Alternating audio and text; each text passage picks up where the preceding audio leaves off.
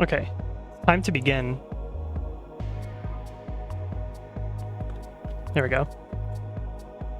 Still getting used to this new OBS interface. I do not like it.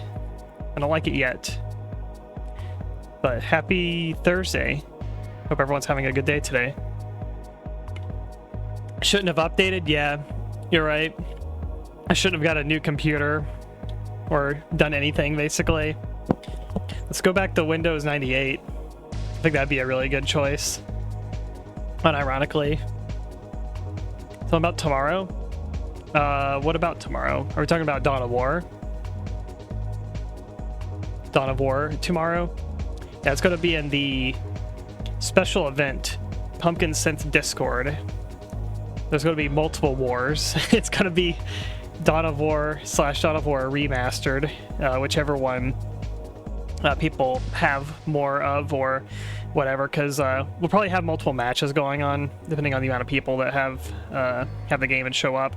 But yeah, at some point probably around 6:30 p.m. Eastern time tomorrow, basically whenever we get home, we're going to host Dawn of War matches in the Pumpkin Synth Discord.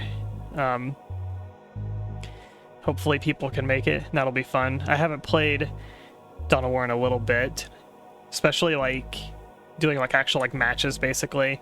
I don't know if we're gonna do like if we're gonna do like bot matches where we fight the computer, or if we're going to do PvP based matches. If we do computer like comp stomping, basically you can get 4 people max into a match, I would say, because the game has up to 4v4 basically. You have 8 players in a lobby, so if you're doing like a computer match and it's mirrored, you would want it to be like a 4v4, so you'd get 4 people in one match, which you could do. But if you were to do PvP, then you could technically get up to 8 people in a match. You could do a 4v4 or free-for-all or whatever. I feel like an 8-player free-for-all would get really, really chaotic. I feel like that'd be interesting actually, but there'd be so many factors in a match like that, it'd be hard to say how that would go exactly.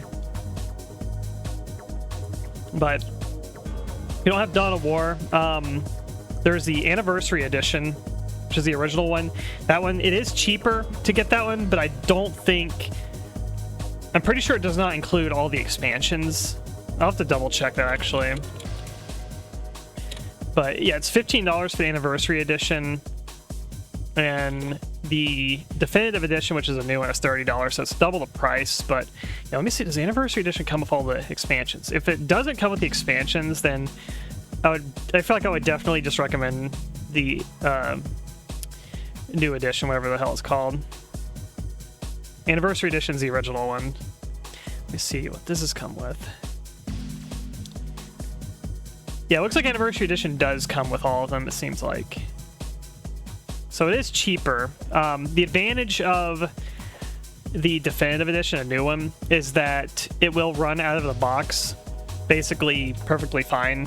I did have a few issues with it at launch, but I think they've addressed them at this point.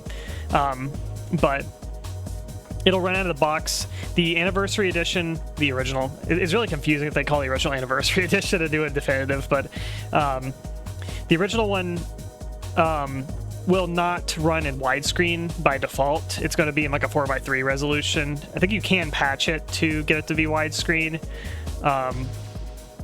And it also does not run 64-bit either. So it's a slower running game, and I believe it's like frame cap too, if I'm not mistaken, as well. So there's a few advantages to the new version. The thing I don't like about the new version is I think our biggest issue with it is, if you look at the textures, they all look like they're AI upscaled, basically. I'm not a fan of that.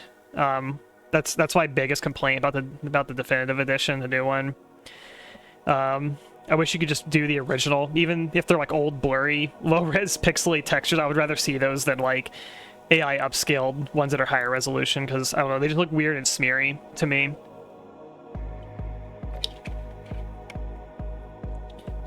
Yeah, I don't like the like upscaled textures in the new one. But in terms of performance, like, it does run better, and it does have, widescreen support right off the bat. But that's tomorrow. Tomorrow's going to be the Dawn of War day. I will not be streaming tomorrow because that's what's going to be going on basically when I get home. Speaking of which, I have not done a stream now at this point in like 2 weeks, I think. I basically had my new costume debut like a couple weeks ago, and then I didn't have really the time or energy to fit in a stream last week. I've been very busy the past couple weeks, but hopefully that should be smoothing out the upcoming time. But that's basically it in terms of like announcements and whatnot. Are people afraid of pixels? I don't know. I think there's this notion that if you can see the pixels on like a image or like a graphical image, that it's seen as like dated, basically. That like pixels equals old and dated, basically. I think that's where people's mentalities kind of lie. I like the look of pixels when they're used intentionally in like a art style or design, or if it's like, you know, just an older game where they made the art with the intention that it's going to be low resolution, basically.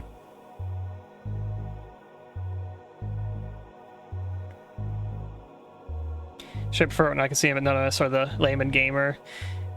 I don't even know if this is like, this applies to, but the only time I don't like, oh, we're getting raided, is Love X Knife raid. We are just getting started today. Yes, we're just getting started. Hello, Love. Thank you for the raid. Introduce myself or be punished, ... I'm adding the ellipses there for dramatic effect. Hello, I am MeenaCrowe. There's a kitty cat underneath me right now. I am Demon Ink Nun, and I like to play retro FPS video games. And we're gonna play Dawn of War tomorrow on Pumpkin Sense stream. So if you have Dawn of War or the remaster of it, that would be cool if you could make it there. Showing the big guns. Yeah, here's a gun. This is one of the new guns. Oh yeah, you want to show the bangs? Oops, that's not it. There we go. Colony ship for sale cheap. I beat that one already. Actually beat that level on the, I think it was the last stream or the stream before last. Yeah, you missed everything. Oh, you know what? I actually didn't show for my debut.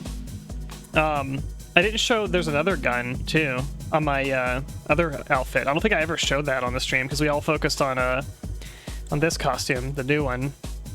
But I actually have a new gun toggle on the Cyberpunk costume. I'm pretty sure like I mentioned that, but I didn't ever show it. Did I show it? I'm pretty sure I didn't. Should do that actually.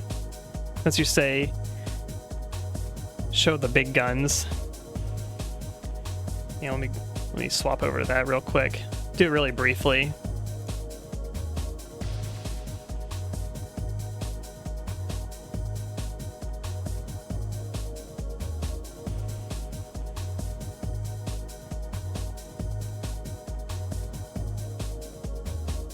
Okay, back in the room. This is the other costume, or one of the other costumes, the Cyberpunk one.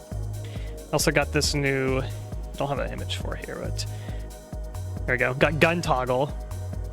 It is, yeah, the VP70 gun toggle. What do you think? Pretty cool, huh? Yeah, I never showed it. Which I had this one based on, it's based on the VP70 that I made for my game project, basically, which is, I mean, it's just basically a VP70. You can't see it from the angle, but there's like a ammo counter on like the back of the gun, basically, but you can't see it on the angle here. Which I have it on the texture I made. I call it 2070 instead of VP70 to be like the year 2070 kind of thing. And also have like this little, it's a little threaded barrel on it too. Which I think base VP70s do not have threaded barrels. They like stick out a little bit, but I like the look of it. So that's the gun toggle. The guns have been shown.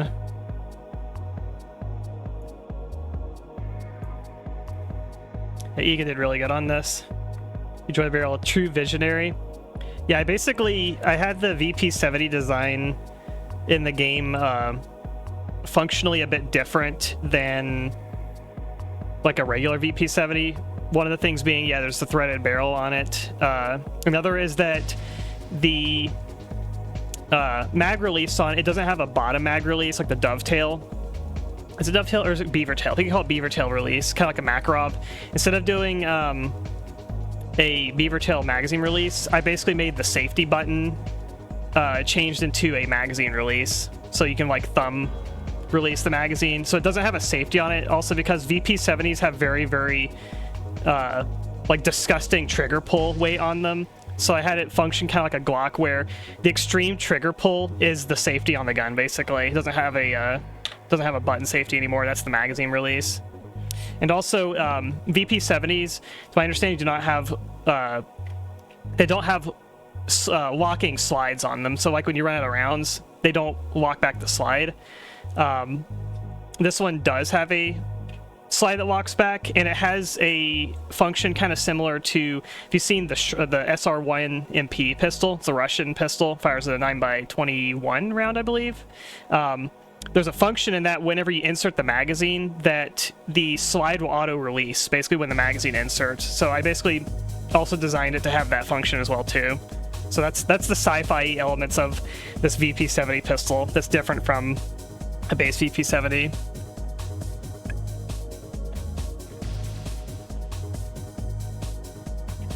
But that is what this gun is.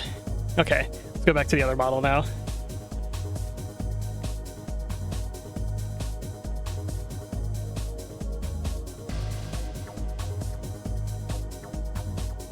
So Pumpkin's gonna get a gun for Captain Nanessa. It's Regina's Glock.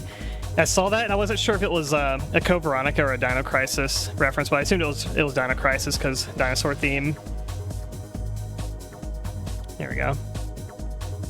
I think my cat wants out of the room.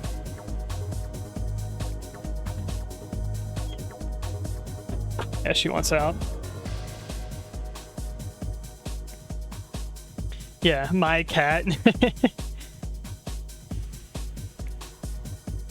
Want to get the UT rocket launcher toggle. That would be cool. Or the spin, which one's a spin fuser? They think of like the Razor Jack. The Razor Jack is UT99, I think. Oh, from Tribes. Okay, I know what you're talking about. I just wasn't sure what that was called.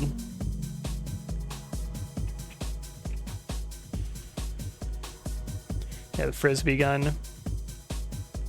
Which Tribes game did you play? I only ever played like the demo to... I played the demo to Tribes 2, and I played the demo to Tribes... I think it was Ascend. Whichever was the Hi-Res Studios one, I believe. I think that was Tribes Ascend. I played a little of the Tribes 2 demo when I was really young.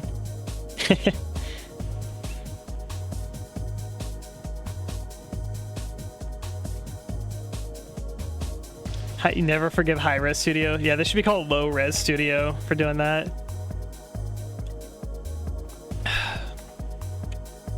So I've got the cherry Gatorade today. High-Res did weren't they Smite? They did Smite after Tribes, didn't they? There was like some other game they did too.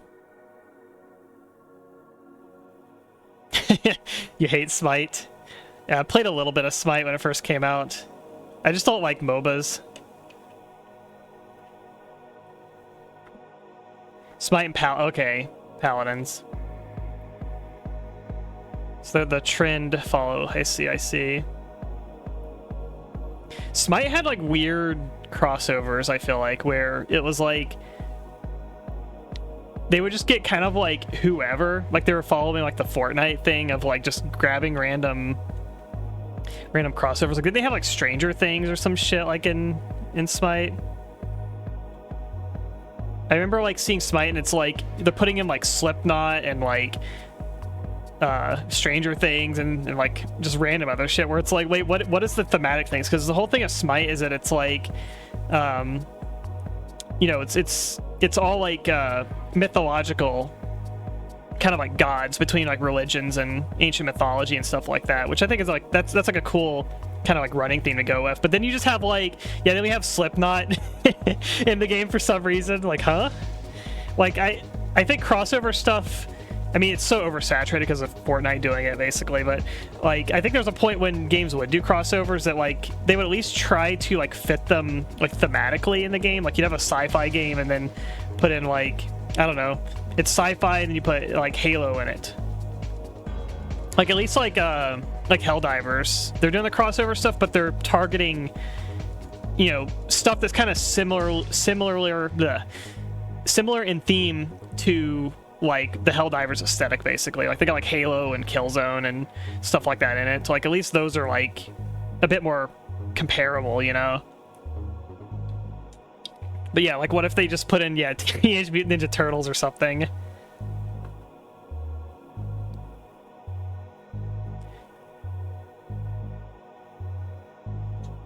But I know you're not joking, like you're saying that literally. There is Teenage Mutant Ninja Turtles in it. I don't know. It's fucking stupid.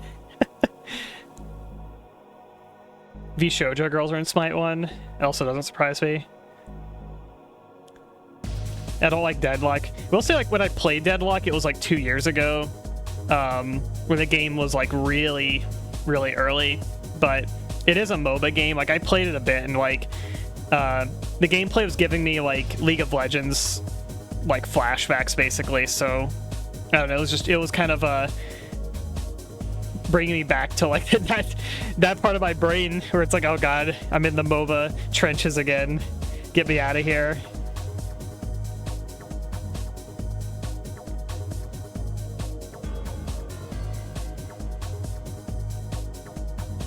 That Steam keep buzzing me.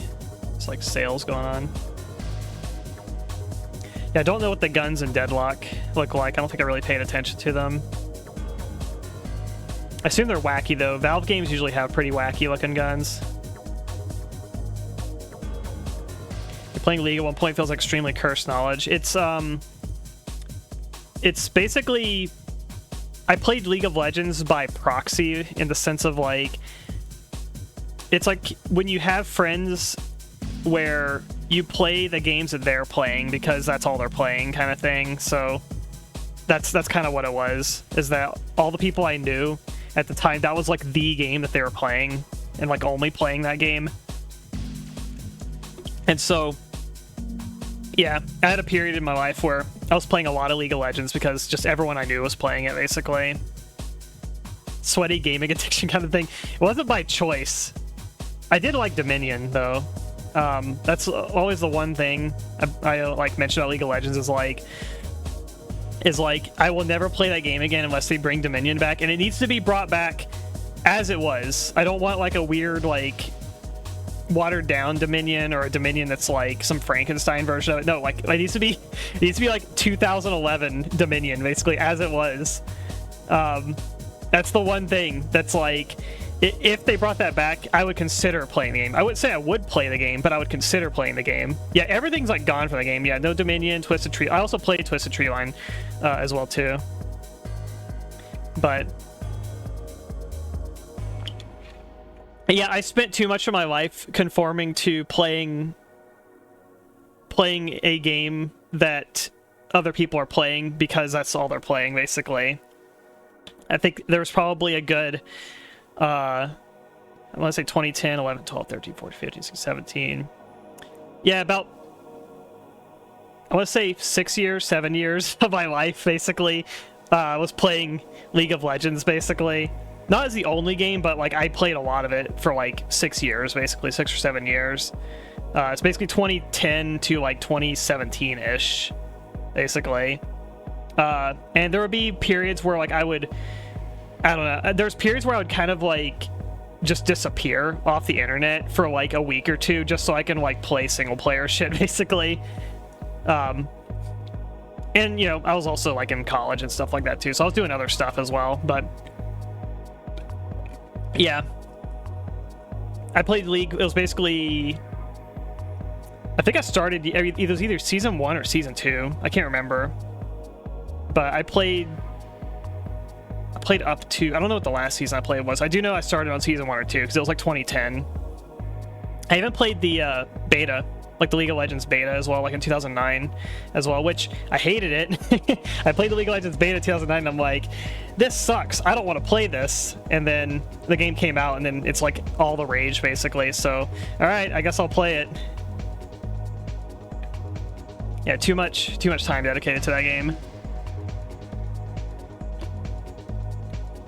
But I did like Dominion. These shoujo girls were merely skins of Smite 1, not full-blown playable characters. Okay. I played Dota 1. I played a tiny bit of the Warcraft 3 Dota.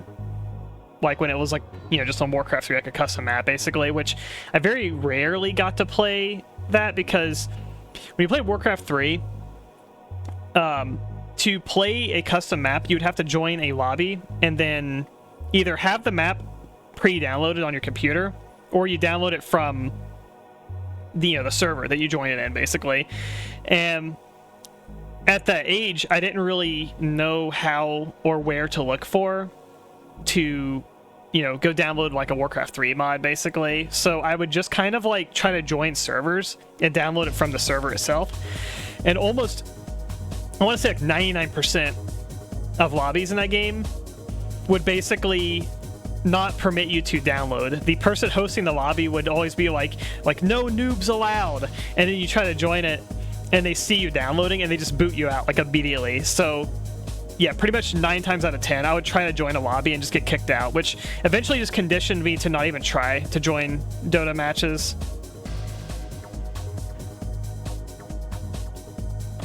But I might have like played maybe like 1 or 2 matches of it, like at some point where I might have finally gotten to like join a server that let me download it. There's a lot of other like Dota like Warcraft 3 maps as well too, which I don't remember all the names for them, but there's a lot of maps that were similar to Dota in design. Never got to play Dota 1 or 2, but I have it for like 15k hours. That's what, like, if you meet someone that like has Dota 2, has like Dota 2 like as their main game, almost every single one of them, like, you'll look at their profile and they'll have like, at bare minimum, they have like 5k hours in it, basically, which is insane.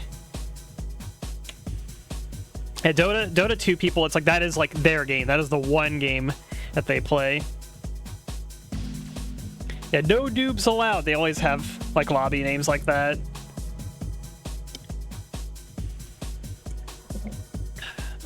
But yeah, I'm out of the MOBA trenches. I don't want to go back. I'm good. I do like Warcraft 3 though. I like Warcraft 3 custom maps. I really like the like kind of co-op maps that Warcraft 3 would have, like the RPG levels or like survival maps where it's like you try to go through like really intense encounters, and if you die then you just get kind of like kicked out of the lobby, basically. There's a lot of maps like that that were really fun. Warcraft 3. StarCraft 1 and 2 actually had those as well too, like Night of the Dead from StarCraft 2. I really like that map and maps that are kind of like that. It's kind of like zombie survivals, and they're kind of hardcore. There's a game on Steam played kind of recently too called Red Solstice as well, which is basically like a remake of Night of the Dead. Also very very hardcore and difficult game to play. You have to kind of memorize like the map layout and spawns and timers and stuff like that to really get far in it. But it's like I like that element of like playing a game that's very difficult and having to sort of like learn the track, basically, where you keep playing it and kind of learning new things every time you replay it. And it's like that's the thing that like it sucks about like some games where it's like, especially competitive games, where it kind of feels like you are, you have like really high player expectations kind of dropped on them, or people gatekeep people out from like playing the matches, basically. It's like I like that learning curve element where you just go into the game and you just die and then like learn things on your death. What's up? Not sure what she said. But it's like I like that trial and error of like playing the match, dying, learning something, playing over again. And if you're in a competitive environment, like, that basically leads to getting yelled at or like kicked out of lobbies and stuff like that. Basically, you don't get to learn it yourself. You have to train first before you get to go through that. You need to go watch YouTube videos that tell you how to build your character and how to you know, like, oh, you need to know the timers, you know, Baron spawns like at 15 minutes or whatever. So it's like you don't really get the luxury of, like, I mean, you can go into a game not knowing what you're doing, but it's going to lead to you like getting yelled at and like kicked out of lobbies. Basically, you train by not playing the game. Train by like doing all the research before playing the game, which to me, like, that's not an element like I enjoy in games. It's like I like playing games and kind of firsthand making the mistakes and like learning from the mistakes and then getting better by like playing it. It's like that kind of curve of learning and getting better at the game. To me, it's like that's satisfying to me. But again, like in competitive environments, they don't really, it's not like an environment that like lends well to that type of gameplay, basically, I feel like, or type of like learning experience. At least without, like, one, you make your teammates miserable because you don't know what you're doing, and then you feel miserable because you're making them miserable, and then they get mad at you, basically. So that's kind of one of the reasons like I avoid like the MOBA type games too, in that type of environment as well.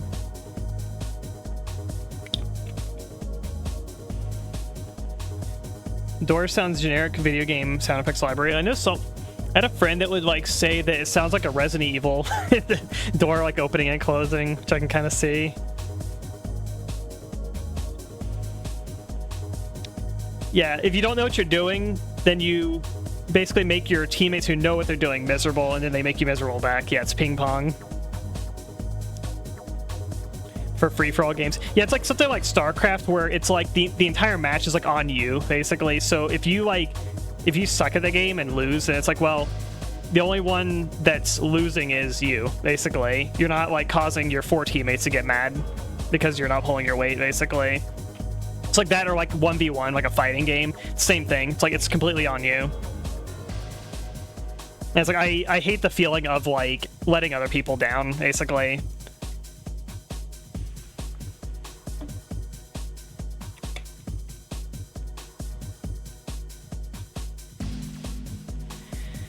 Alrighty. Wow. Thank you for the sub. Pumpkin sent 40-month sub. Holy crap. It is getting close to 4-year. It'll be 4-year anniversary this year. It'll also be a 4-year anniversary for Pumpkin Scent this year too. I think we both debuted in September 22, I think. No. No what? It's not 4-year this year?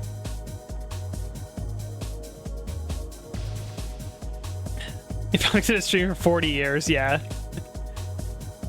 You're late August, I'm early September. Okay. I thought you were September too for some reason. But no, it's just me.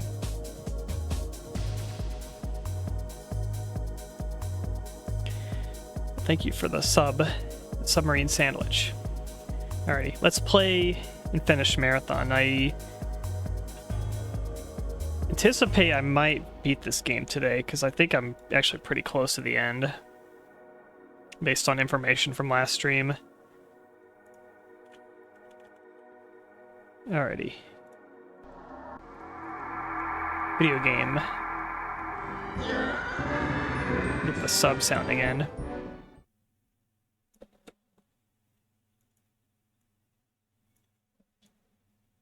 It says 4x3? I don't think it is.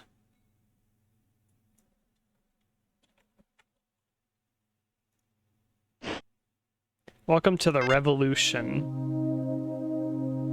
The game revolution. What are the binds in this game? So E and Q makes you do that. This is it's a save station. I have like no health. Info map. Alright, Durandal. The crazy AI. Rebellion's begun. Okay, so the aliens are like It's like similar thing happens in Halo as well. So the aliens are like fighting each other now. They got infighting going on.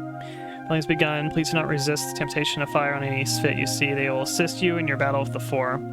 You can win over as many of the other client races as possible, as they've been subjugated by fear instead of by force, like the Sphit. It's proven to be a difficult process. Sphit have released Leela, have initiated a core logic reset and higher thought function. What remains of her, she online within minutes to assist you further. Self-aiding the Sphit and assuming complete control of the Force ship. Well, time is fair for you now. Like the 571, however, there is an exodus beginning from the alien ship as the Four realize they are no longer its sole master. In turn, it's sent to the Marathon. Already hundreds of Four in full battle gear on your ship. Never to go, little to lose. You learn something from little games. Good luck, Durandal. Leela is unreachable or inactive. Problem persists. Contact your system administrator at admin@thermopyly.com. 25 stream streak. Holy crap, that's a lot. I stream usually like 2 or 3 days a week, so that's like it's like several months. Yeah, they're still using email in the marathon. Oh, Gareth, water.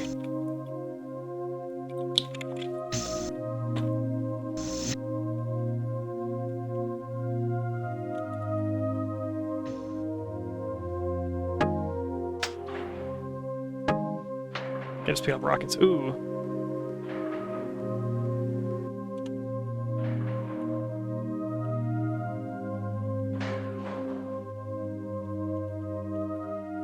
How do I get back up? That's the question.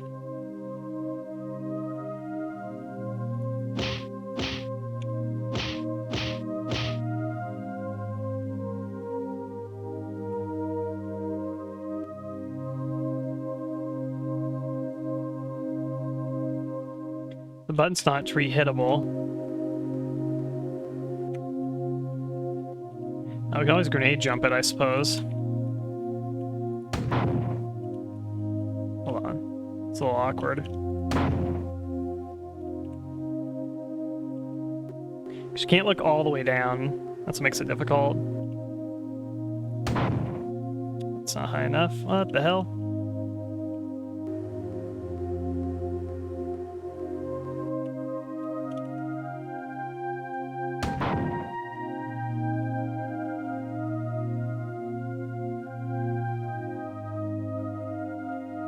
Like a secret switch around or something? Oh, there we go.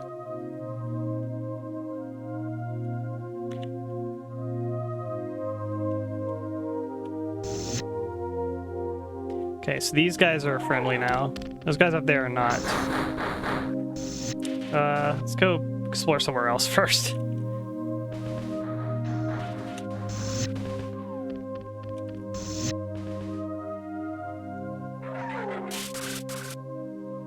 Rockets. Just blow these guys up. That's the power of rocket launcher. It is like insanely strong in this game.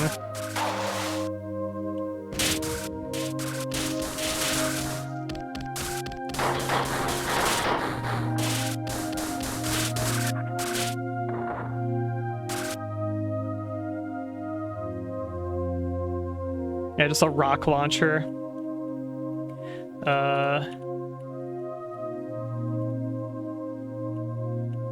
There's nothing I really do down there.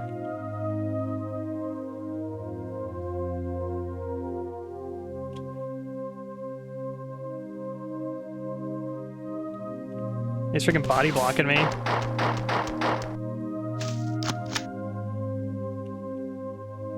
I'd like to find another health station.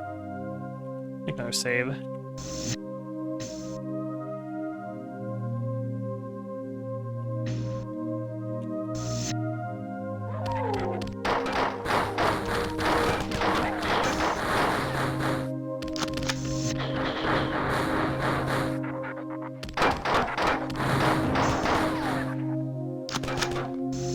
I think they're infighting. Oh, nice try.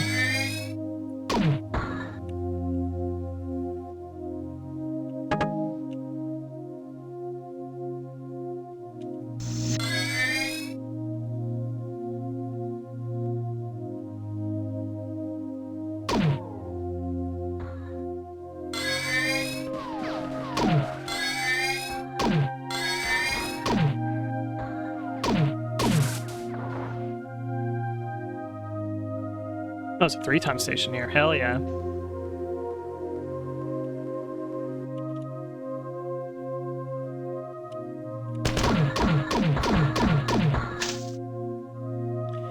Like the guys that end up becoming like the allies, the Sphit or whatever, it's like by the way they look like they would be like the evil aliens basically, but they're who like join you. I mean, like rebellion. I don't know why. It's like they have a very like kind of creepy, like uncanny kind of vibe to them basically. But they end up actually being like your allies, which is interesting.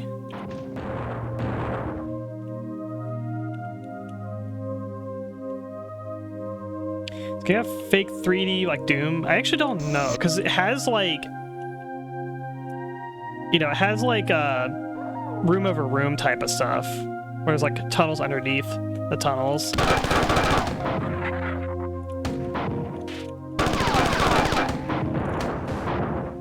So I don't know if this game's like 2.5D or if it's like true 3D. Yeah, like these dudes, like they're so like brooding, you know? And they kind of look like they'd be like rulers or something like that to me.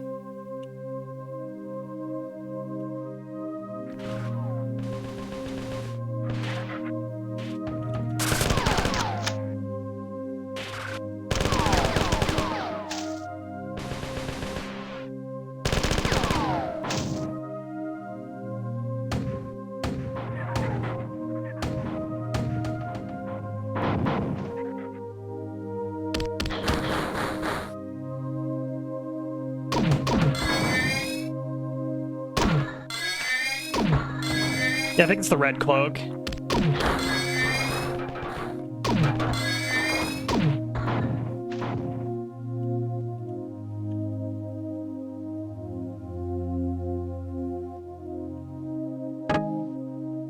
Two times there.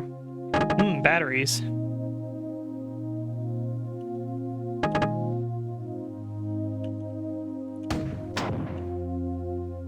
I activated them.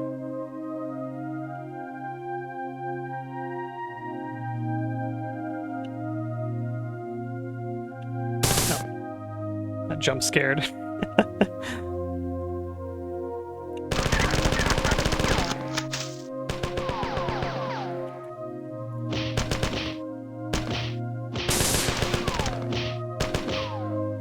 Try to do the running punch.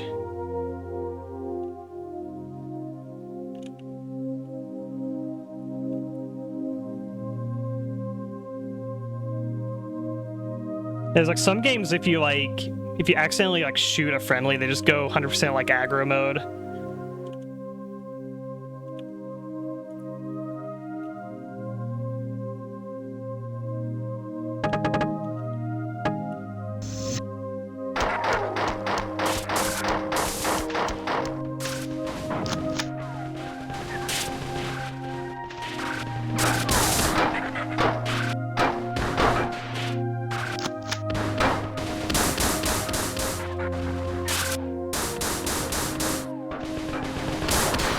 Can't really help him there.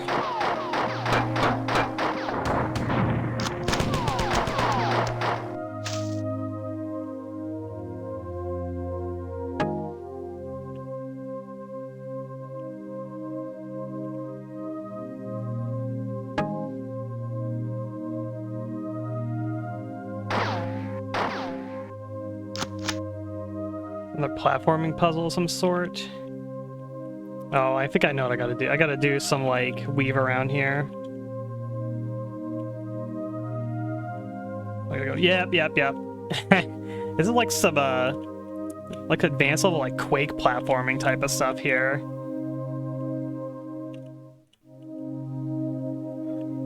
But they just expect you to do it, I guess, unless this is optional. Hey, it's Leela. Yeah, I like the music in this game. What makes me sad is that when you get the Marathon 2, that there's just no music in the game. I feel like the music adds a lot to the kind of vibe, atmosphere of this game. There is like a main theme to Marathon 2. It's really, really cheesy, old school, like Mortal Kombat kind of sounding music, which I think is great. But yeah, like baseline, there is no music in Marathon 2 aside the main theme.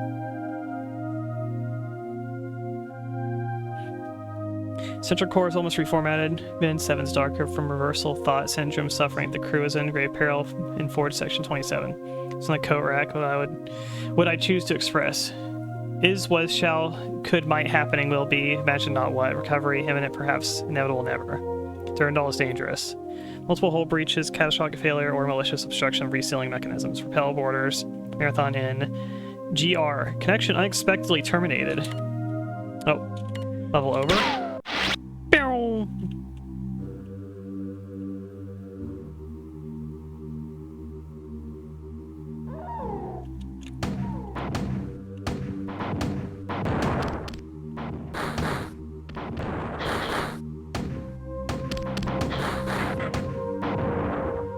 Save station here.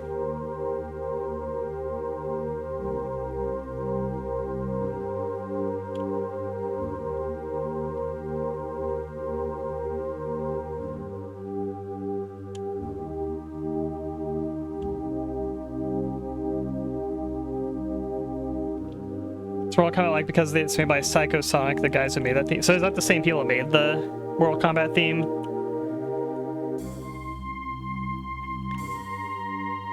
It'd be very funny if true. Oh, that's amazing. That's why it sounds like that.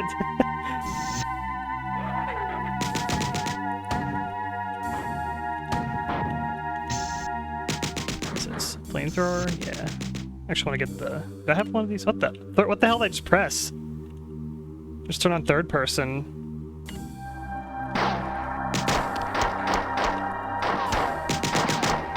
I didn't mean to press this. Oh, there we go. It's like one of the F keys. No, I just walked into the lava. That's cool. Where's my grenade launcher?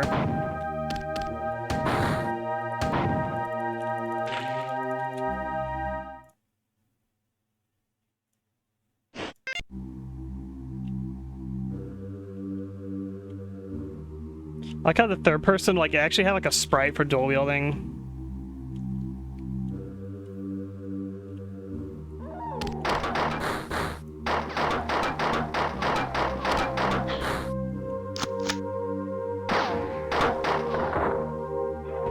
What the hell's that?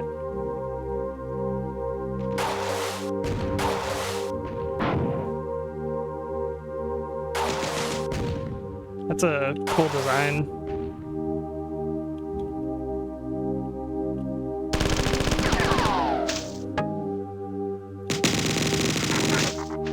I should read this. Warning symbol. A bunch of warning symbols. Enter I task is marked as weak. Or not marked as weak. Its library is to task is. Enter, kill, new, status, idle, exit. Colony's been wiped out. Just like that. For our slavers, their trading empire rose from us soon afterward. Something left Earth over 300 years ago. The four make sense views subservient client races for manual labor at home and soldiers abroad. Most of their slaves are taken from low technology worlds, often by the hundreds. Something. Hairless, light-skinned bipeds, nearly 2 meters in height, 3 red eyes arranged in triangular pattern. Tons of time usually for sale to high technology races. Certain clients. Something race off and employed as soldiers, 4 have no reluctance to fight. Lilo Wirehead, finish the battle. Finish the fight! Halo 3.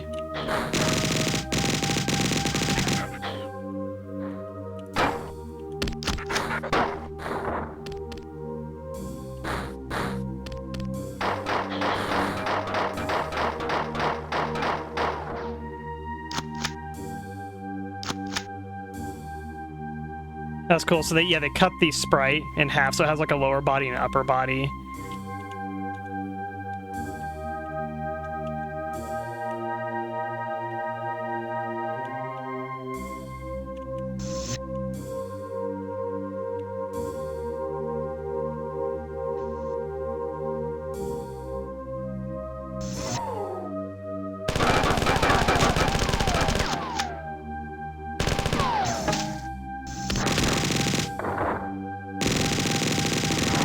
They've got homing rockets. These bastards are very tanky. Oh, there we go. Yeah, I want to see him blow up. It's got like the sound of like the fire truck is like reversing.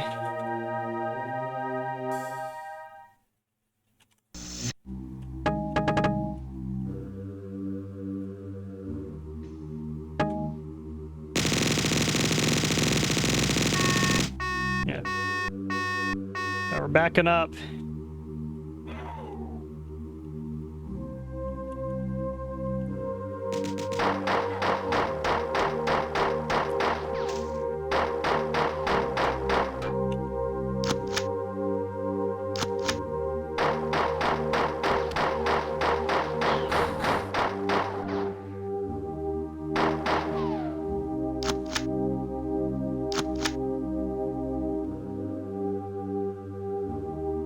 It's like a teleporter there. I'm pulling rockets again.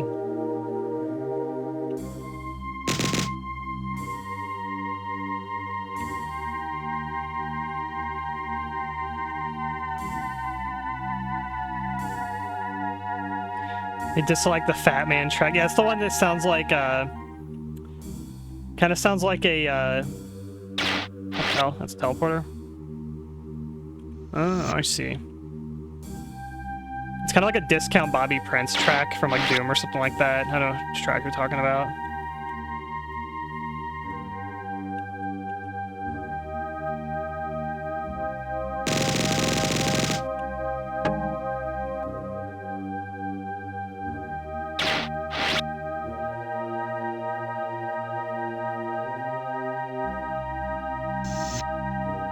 We're back at the beginning, I think.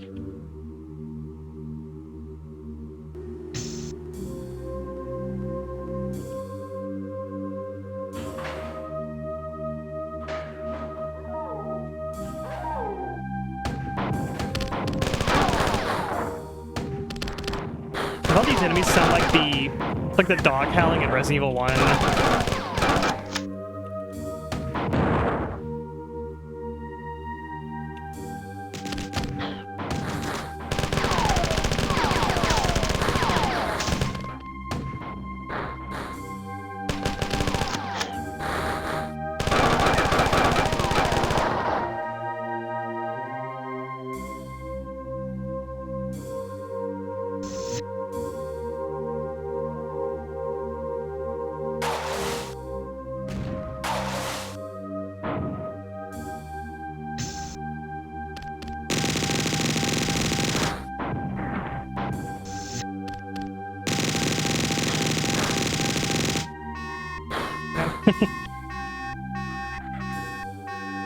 That's so funny. I love it.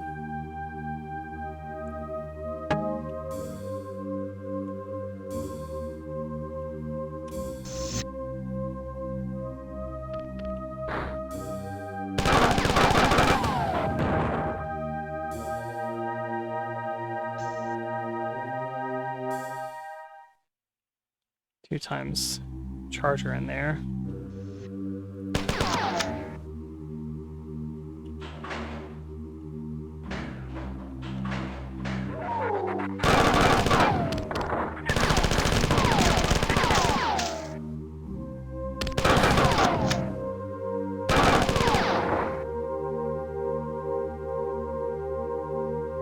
Teleporter there. Oh, these are all teleporters. Oh god. It's gonna get convoluted, isn't it? Most defeats 4. Core reformatting commencing. 4 are beneath last 596. Finish them. Kill them.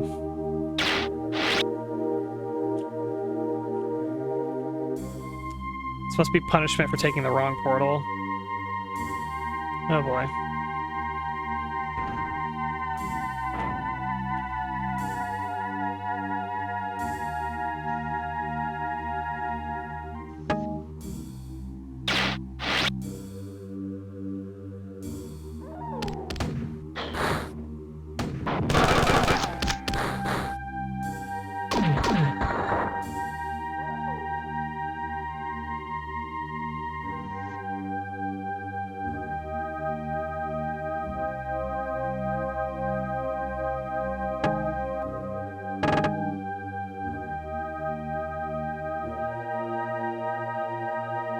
just looped around. I took like one of these portals here. Let's try, I don't know, this one.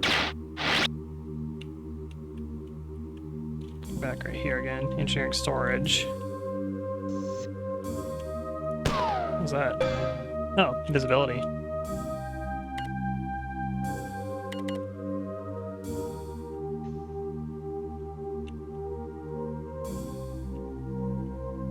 Two times there.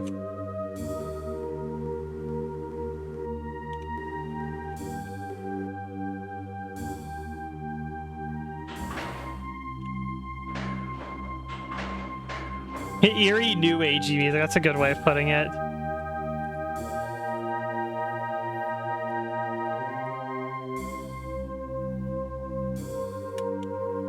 Yeah, we put the healing station in the lava. Alright. There's a bit of a miss there. It's on the LF1 engine, I believe. It's like a source port for Marathon. Oh god, this is giving me like Unholy Cathedral, like Doom kind of vibes in this level. All these teleporters.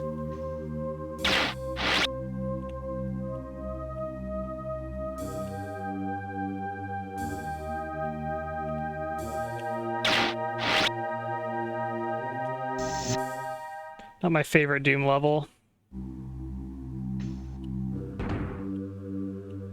Oh, hi. Did not notice you.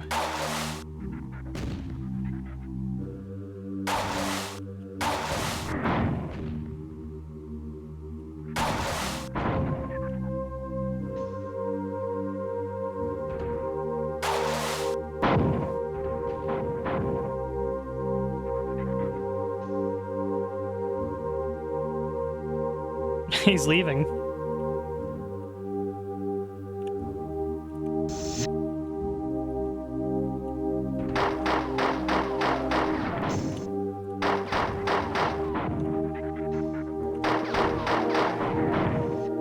Yeah, the rocket launcher is clearly not made for widescreen.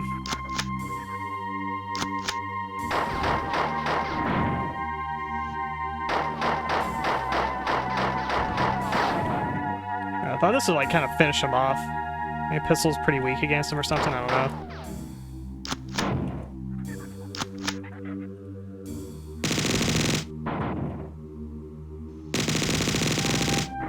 So I hit him with a few rockets. There we go. Emergency vehicle backing up.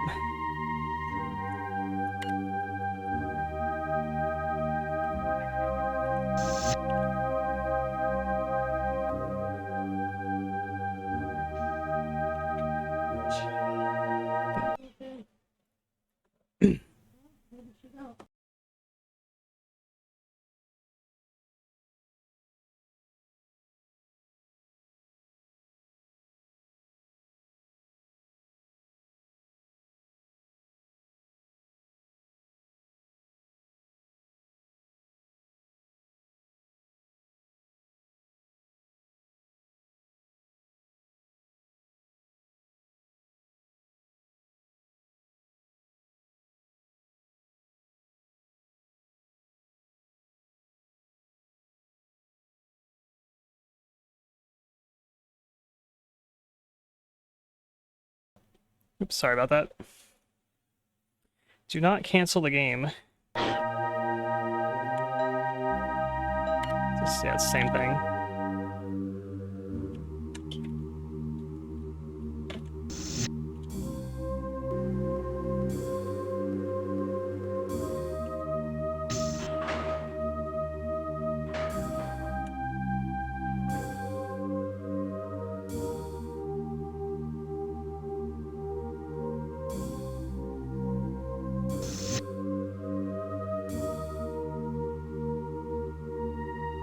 See, teleporter in that corner down there. I don't know if it's like an entrance or exit teleporter though. I don't think I've tried this first right here.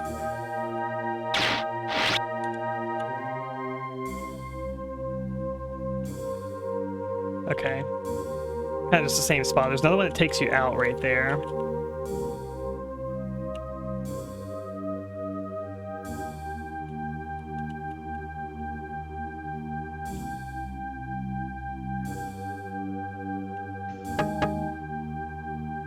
Those just sucked. It's worth it. It's also this. And we're back here again. Where the hell are you supposed to go? I feel like, I don't know, let me check my map, and if there's like a area that's not filled out, it's probably where I need to be.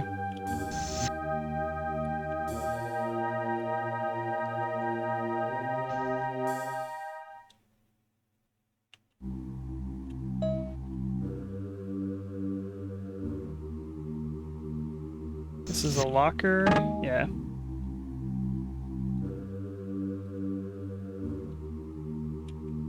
Kinda looks like I've been everywhere. There's a little bit of land there. No, we can't get up there. Shoot. Could do that.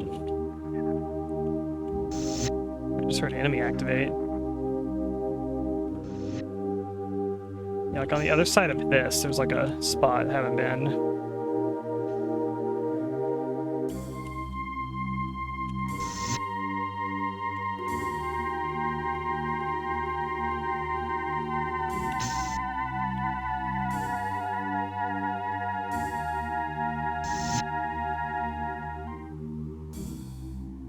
I could probably go like around here.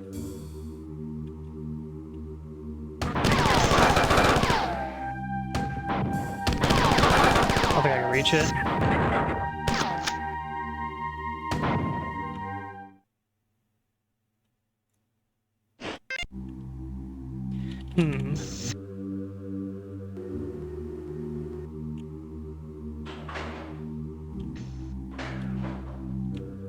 It's this.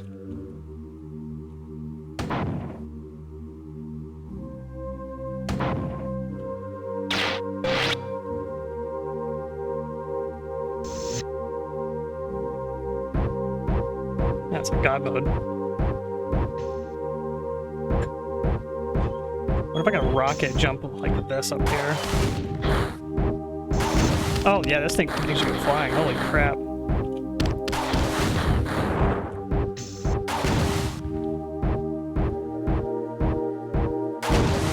How is it like knocks you back? Can I try like... Oh my god. It's a little awkward. Because you kind of go to the left or right.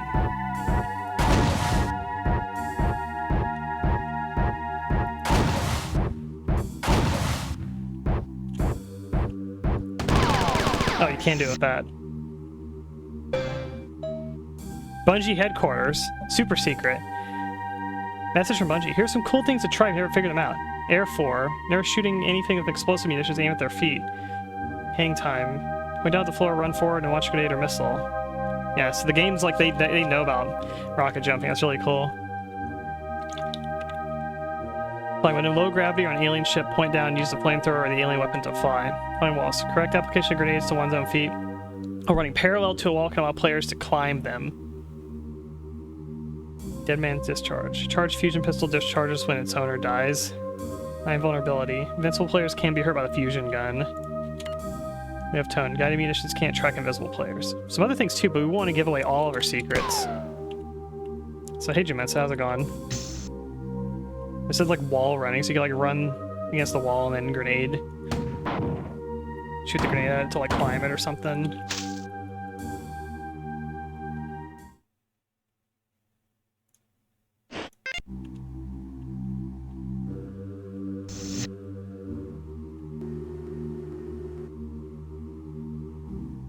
Yeah, I'll check the terminals.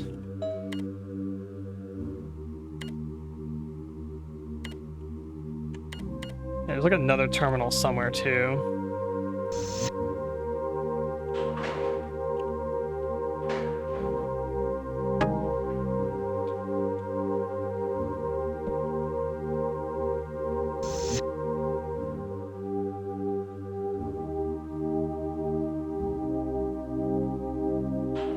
think it was up here somewhere.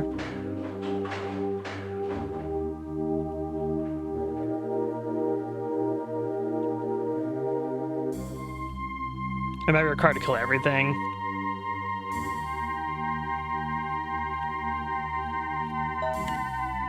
Oh, here we are. We're loose now. Apologize for earlier rambling. Durandal's meddlings run its course, and I've returned to normalcy. Neither he nor this fit infiltrators ever discovered my real location in the core. Though they destroyed nearly all my child process, I myself am unharmed. Our most pressing concern is for the ship and her crew. I feel compelled to share with you that Durandal has left the ship. I can find nowhere on our network traffic logs over the last half hour.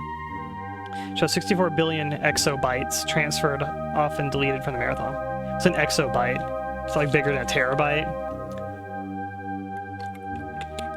I'm only beginning to understand suppose for assisting us against the four. I'm terrified by the implications.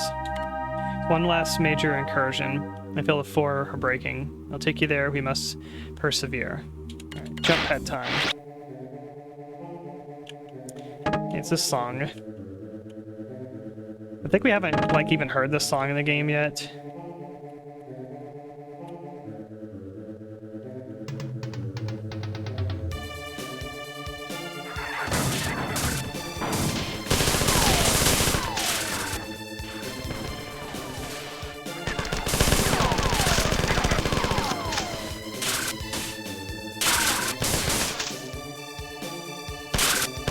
Die.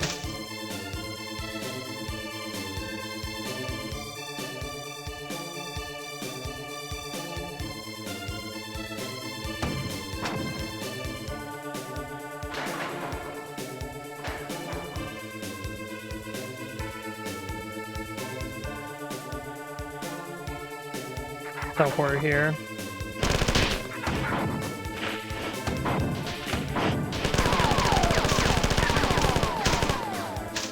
I like recurring motifs in songs also, because like main melody of this song is used in a earlier track in the game.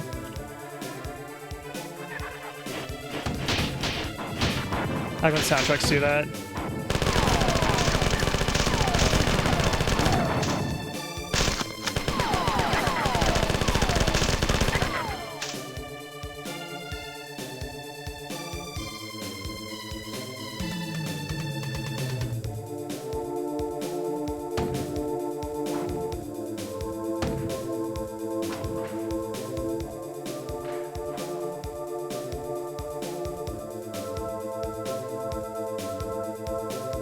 Yeah, I love the drum fills.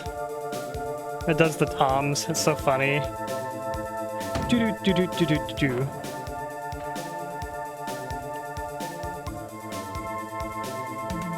Yeah, that makes me think of Act on Instinct from Command and Conquer.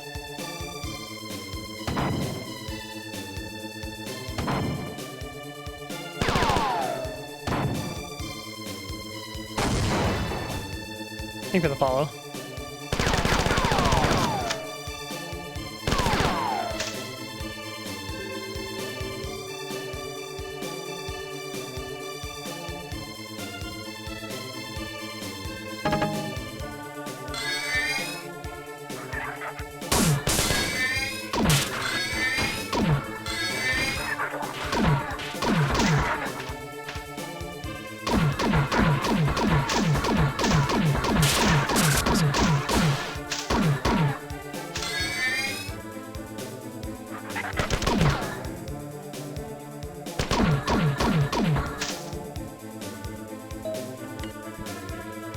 Durandal again?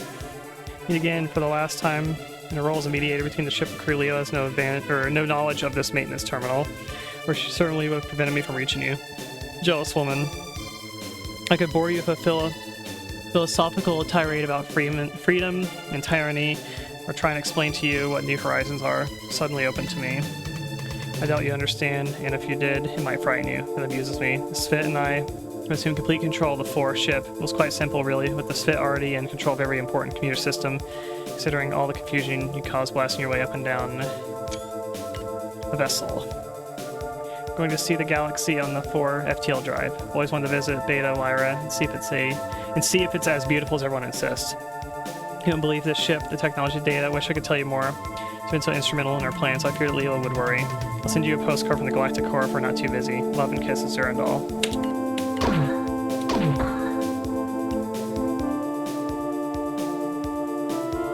Thanks. Now it's just a Half-Life sound.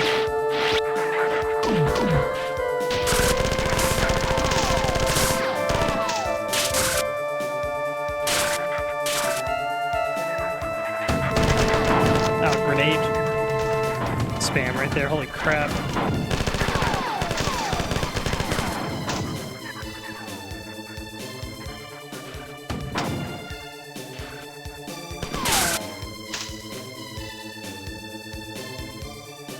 There's like a big circular level here.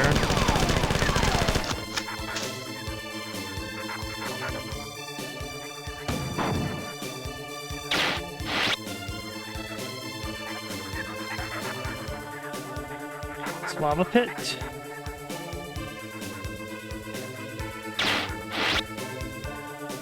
Where's this taking you? Okay, just warping you there. So there's like 2 switches, I think.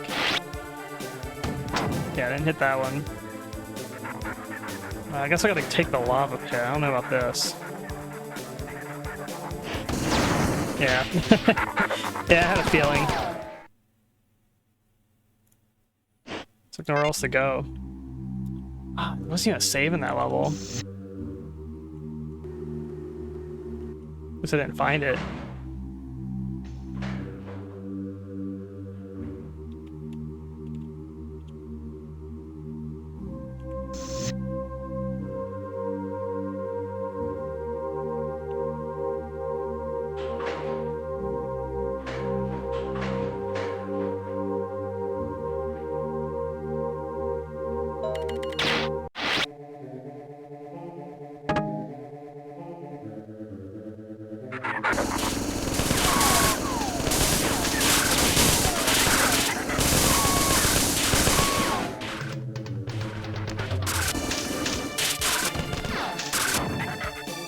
I think the planet doesn't affect the Spit guys because they're robotic.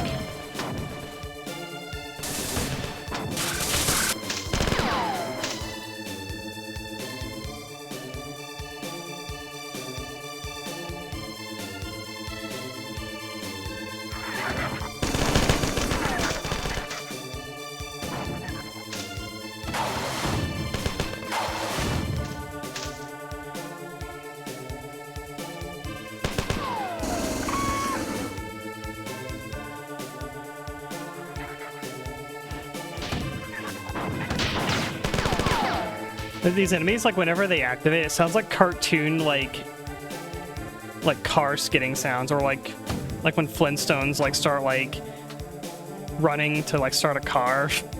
That's what it sounds like to me.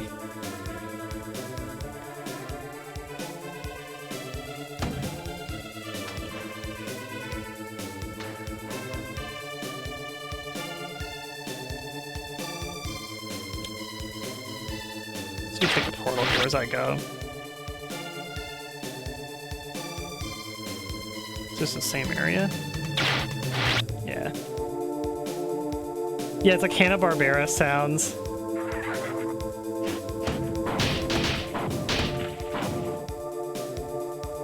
I think the only way up is like just grenade jumping.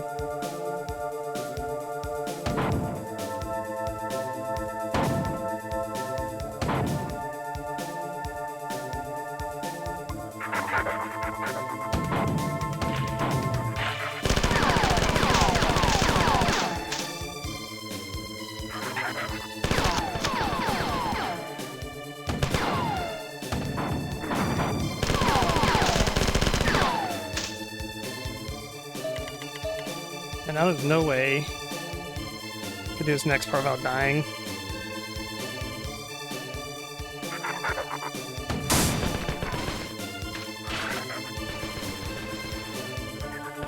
Unless there's a healing station somewhere. I don't think there is. Wait, there is one there.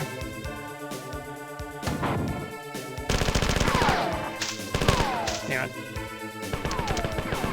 Hit stand.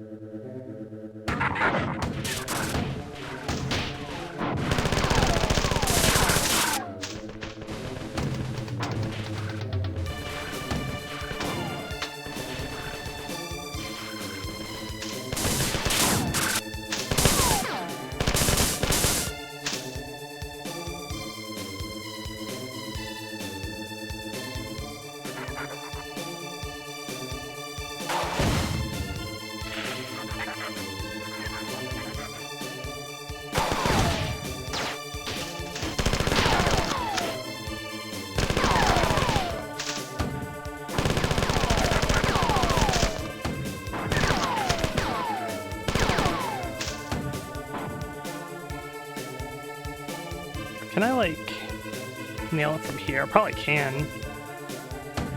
This might be the way to do it.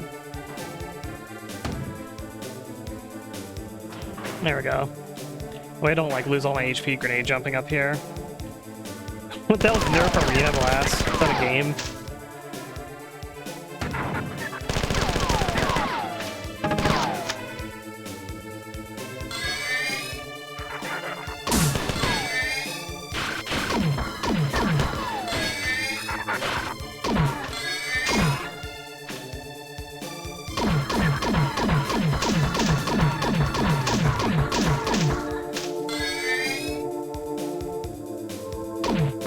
Three portals here.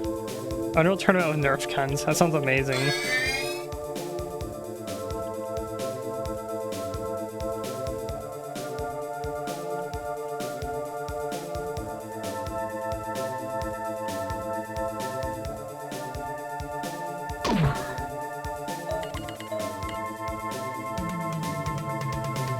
The level they make you start if you die on the last one, it's called Try Again. Yeah, I think that's intentional. There's no way it's not.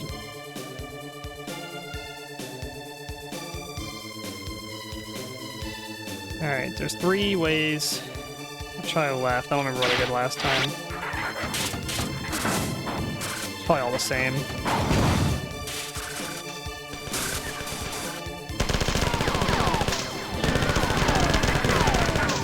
Oh shit, thanks for the sub.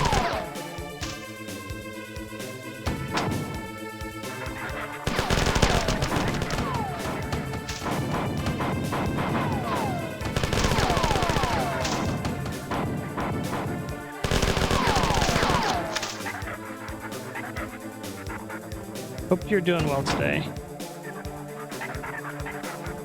Alright,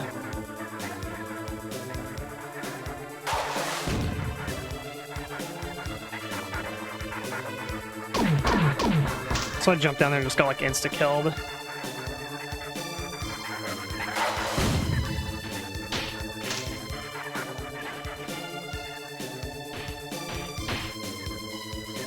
Terminal. Final 4 attack is falling apart all over the ship. Small groups of armed aliens have surrendered to defenseless civilians.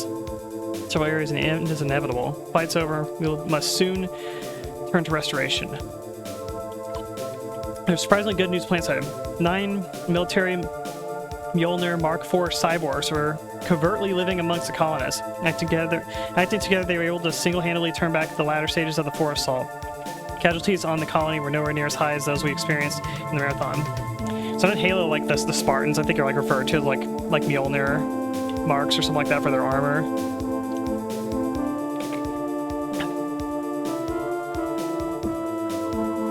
Disturbed by how easily the cyborgs were secretly assimilated into our midst and believe that this event predates the marathon's launch from Mars 300 years ago, although the results were unquestionably for the best.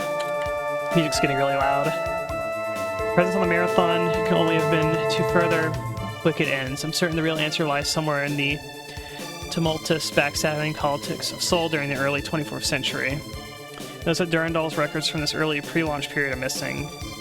That their deletion occurred externally and before Durandal became rampant. I believe Durandal himself brought the cyborgs on board. I have other evidence that a human operator was influencing Durandal up to the time the marathon was launched. There are obviously many things which we do not understand and may never be able to. The 4th ship vanished about 20 minutes ago after venting nearly 1,004 bodies and other refuse. Positive that Durandal is in control and fear what he might do with such a powerful ship on the jealous stage of his rampancy. Oh, that was the end. I remember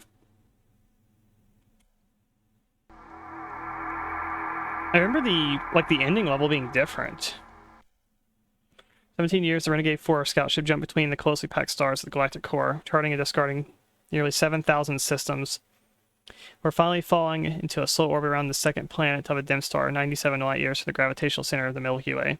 Probes are constructed and launched with engines, instruments whose sophistication would have astounded both the 4 and whom technology had been stolen, and the human programmers of the AI, whose mad genius had directed their fabrication.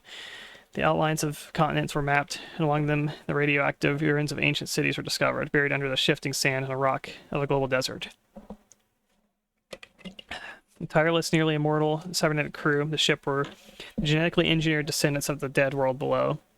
For their race in 1,000 years to return to their ancestral home, they came to search through the devastation of the ancient war in which they had enslaved, to find a weapon or some piece of knowledge with which they could fight back against their oppressors. All over the ship, dancing through the wreckage of the 4 computer core, Durandal was laughing. The end. We did it. That was Marathon 1. Yeah, I remember the last level. I remember going through like a portal, and you're in like a room that has like a gazillion enemies, including like one of those like tank, kind of flying tank enemies. I don't know if maybe like I missed that terminal. Oh, that's the secret area. Yeah, I remember I kept like playing that level and going to that secret area and then over and over and being like, how the fuck do you beat this? I must have just missed that terminal, and I kept like accidentally going to the secret then. And I just assumed that's what you're supposed to do. Because I had so much trouble the first time I played the game at that part. Interesting. I wonder if you take maybe like a right, like in that drop down area of the lava. I must have like taken a right instead of like a left or something. But yeah, that's interesting. Is it worth going to that secret area? Is there anything cool there? Or is it just like... I remember doing it and just being like, this is so fucking hard. I don't even remember what the reward for it is. It's a dev terminal there. Okay. Yeah, I kind of want to try to get to it. For the hell of it. But I do remember it being very difficult.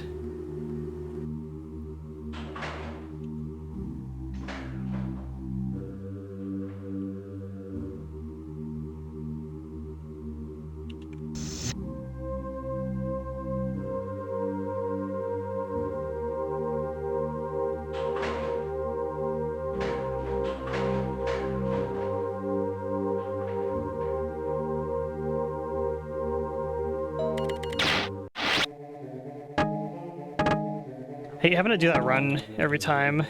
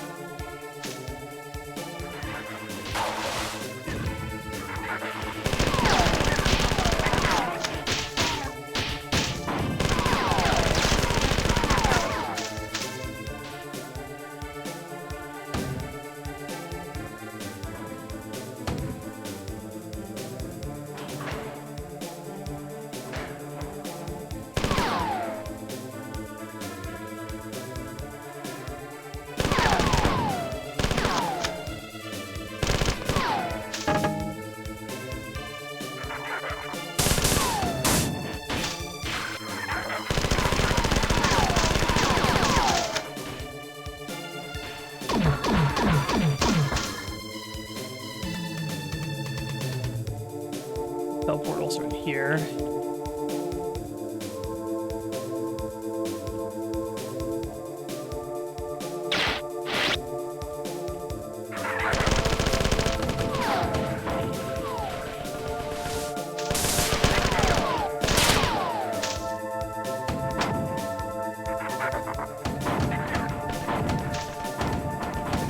This fucker's body blocking me.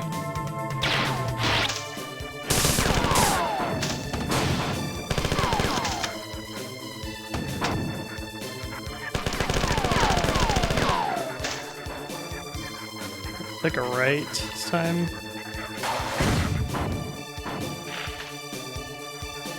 it still comes to here.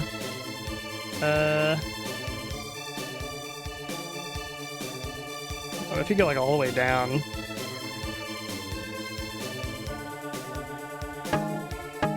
Oh, it just takes you back to the beginning of the level. Interesting. And now I can go back to the level with more health.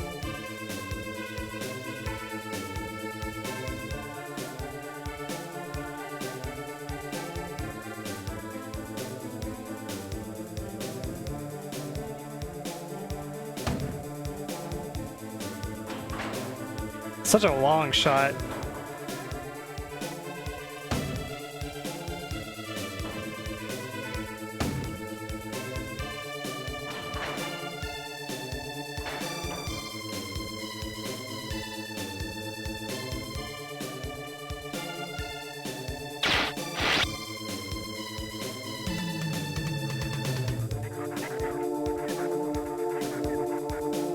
This part of the song reminds me of the Descent soundtrack.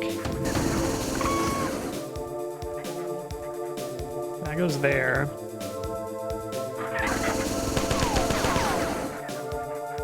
I wonder where it is.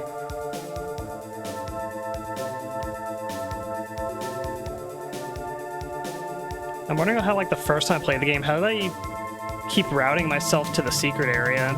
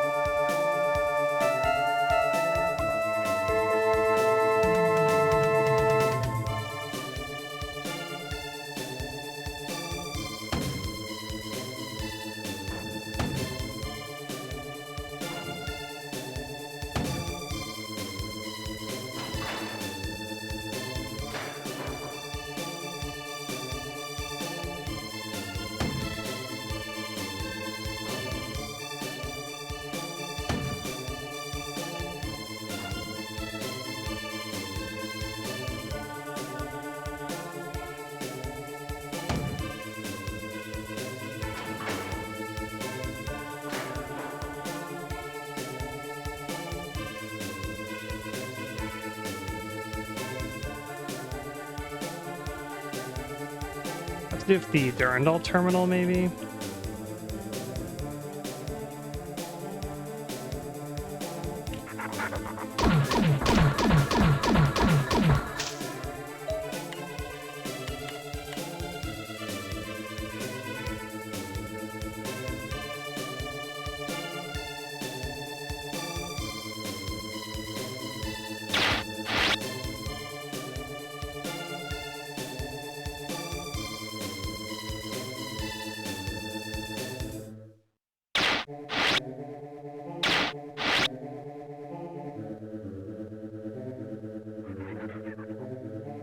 Kind of see the layout underneath.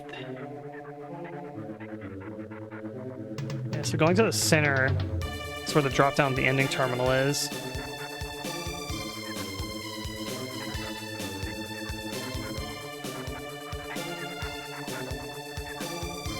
I don't really see any like switches or anything down there.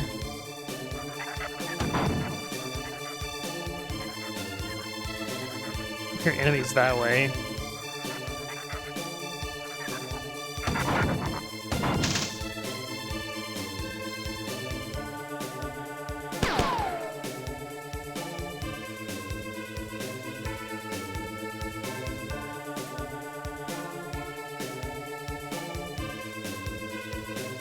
Yeah, I don't really know where the secret area is.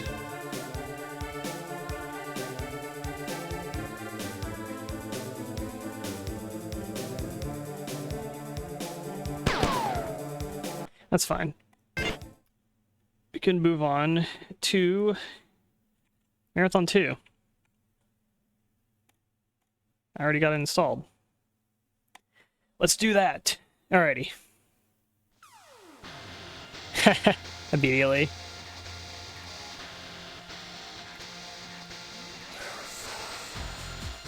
Yeah, so actually I had this game Oops.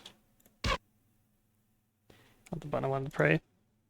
Oh, it stops the music whenever you open that. Let's reboot the game. Yeah, I had a copy of this game when I was really young. I played a little bit of it. I did not get very far in it. Marathon 1 was not on PC, it was a Mac exclusive. Marathon 2 actually had a PC port, and that's what I played.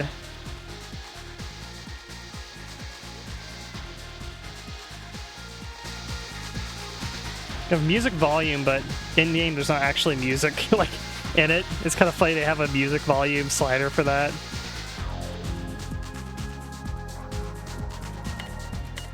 Should I do 3D sounds? So 3D sounds will have like directional audio.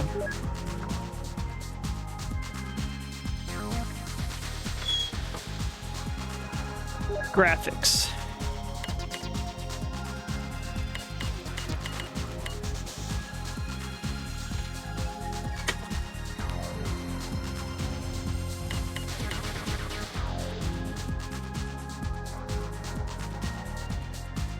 Tried Divine Twilight, I've done a trilogy. It's a black and white scenario for Marathon Infinity. That sounds interesting.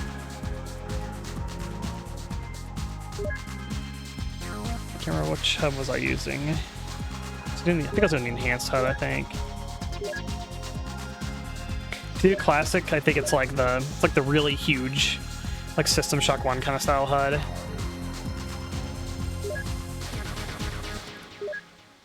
Environment settings. Not really sure what these do.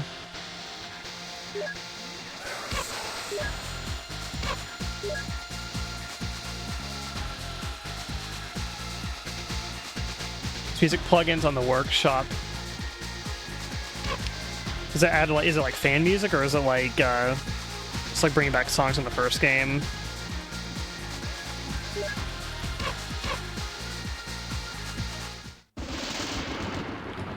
And here we got the really good, I think it's Craig Mullins, I think is his name. The Bungie artist.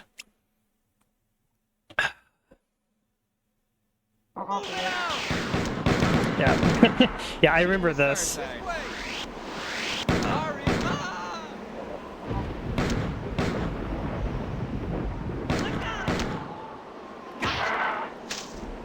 Oh, we got double fist now.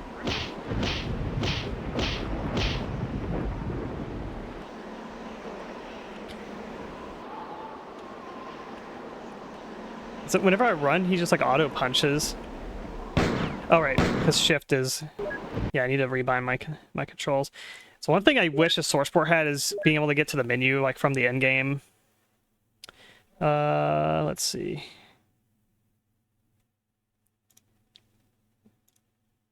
I think that's shift.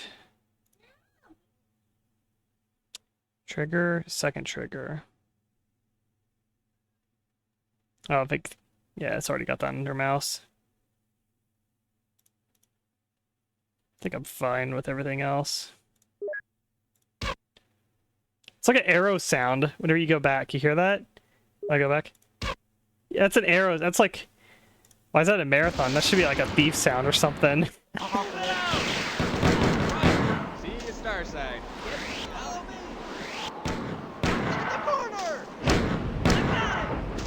Perimeter secured. Take us up. Yeah, I got allies in this game. Look at that skybox. So we did got like ambient, like there's no music, but you have like kind of like background ambience, which I think is pretty cool, actually.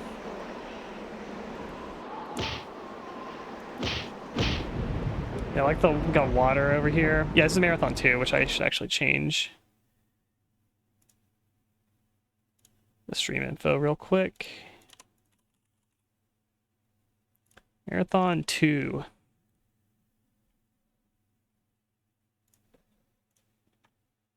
There we go.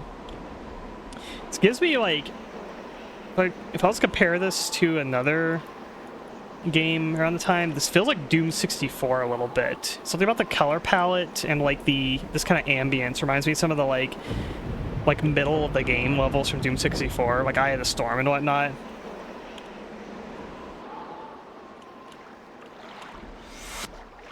That gives me that vibe. Hey, we got lights.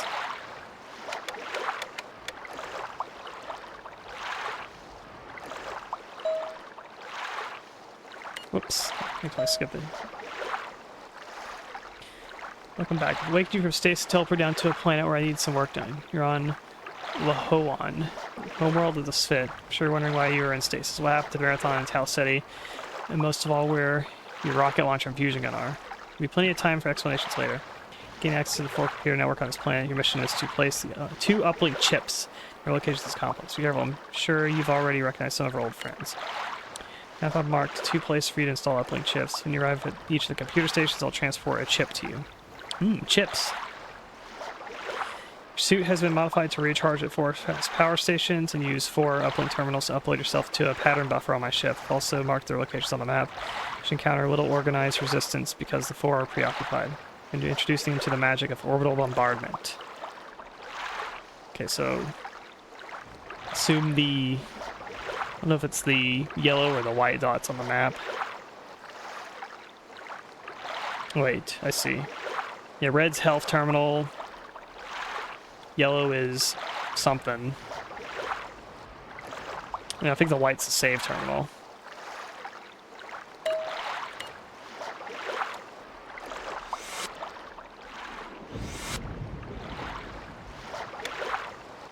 Yeah, show off the new lighting technology. I think this game has swimming also.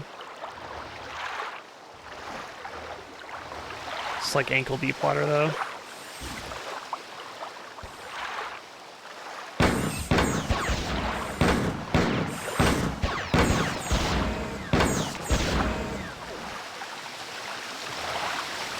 We have yet again a magnum pistol.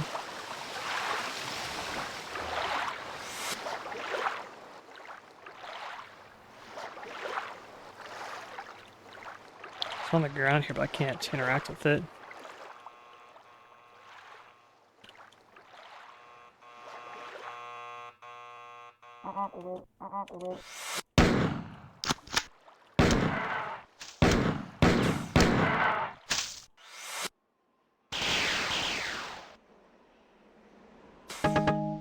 Yes.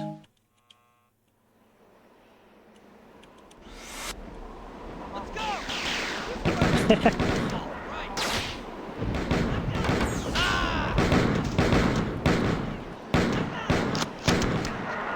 Like, there's like the same voice actor from the first game. Get me out of here. Like this wind sound effect also I've heard in Half-Life 2, I'm pretty sure. It's like a stock wind, but it's not the like one stock wind you hear everywhere. It's like a little bit different.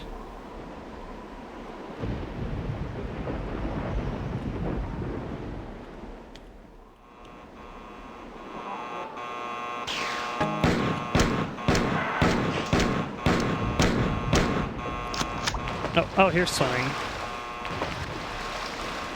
There's got water in the game now.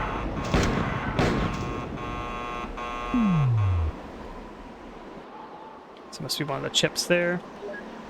Game saved. What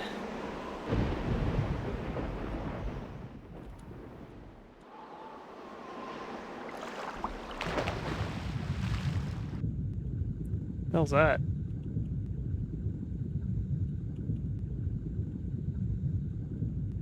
I feel like it's gonna kill me or something.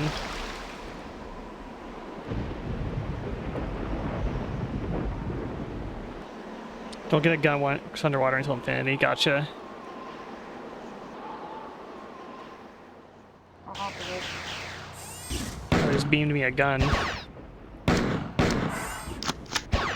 I like how much faster the pistol reloads here.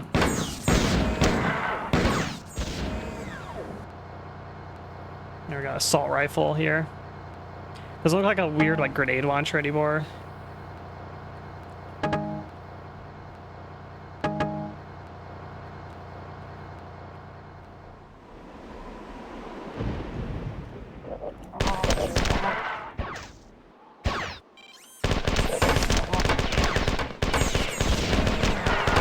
Still very inaccurate. Like the Marathon one assault rifle.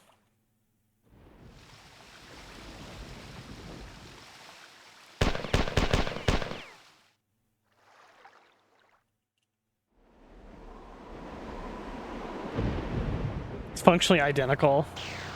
Just looks different.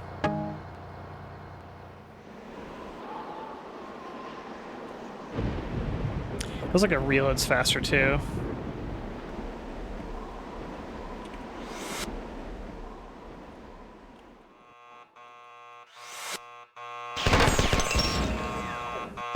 Got the chip.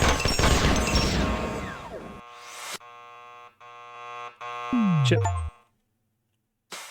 I got an achievement for installing the 2 chips. Water system breakdown zone 6. Directed from Garrison Command.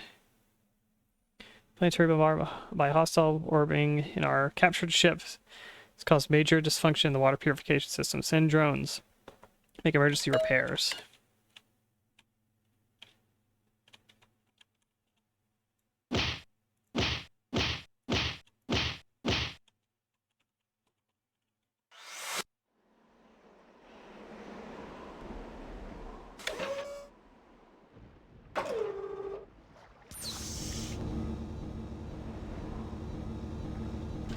Seems like a shortcut.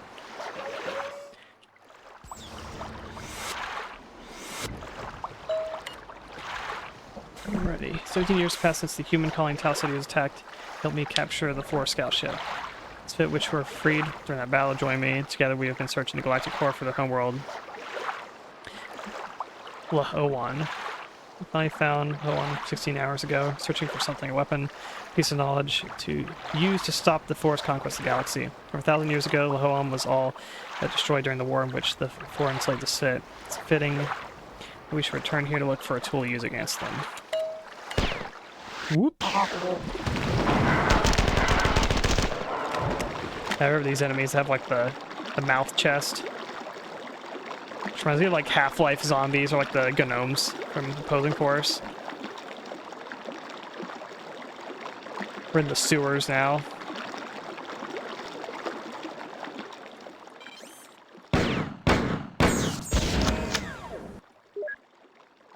Oh, these are save terminals too. So it's like this game, like it's moved away from the kind of like illustration-based art, and it's like more like they look like CG renders. Basically, they're digitizing the sprites, basically.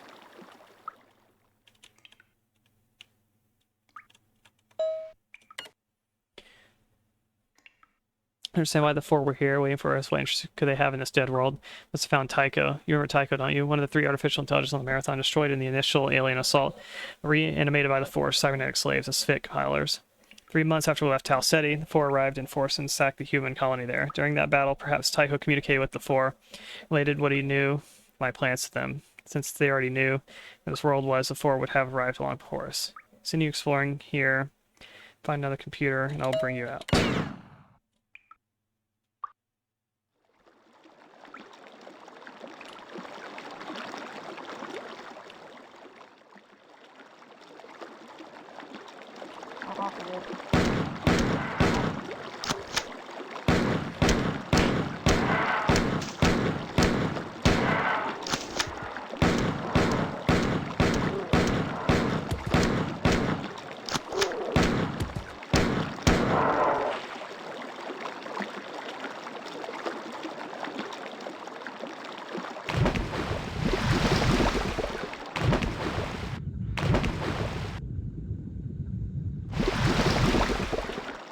Play it this way. You can also go this way as well.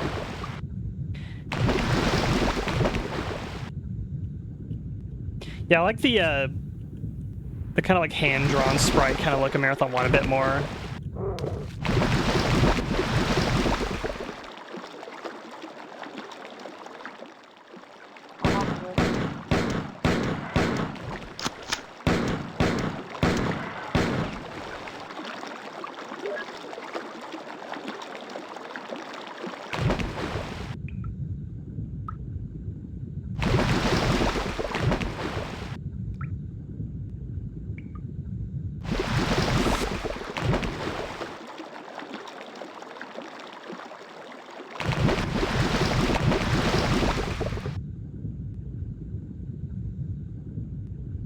only water weapon is punching, I guess.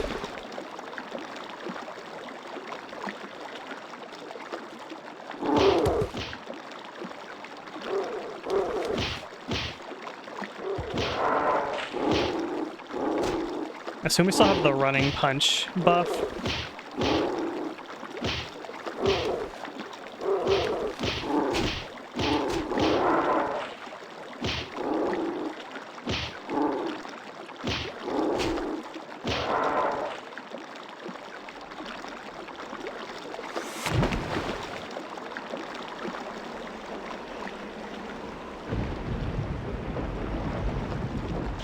Dude, I really love like the outdoor look in this game.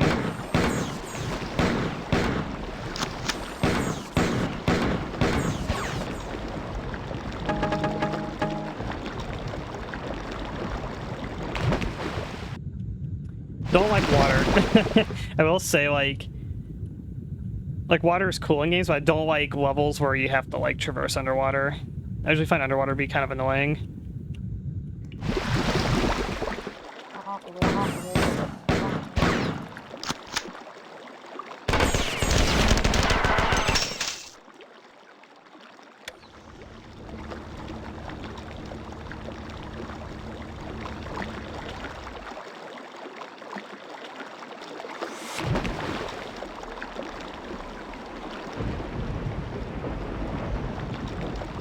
This way too. Seems like an environment here.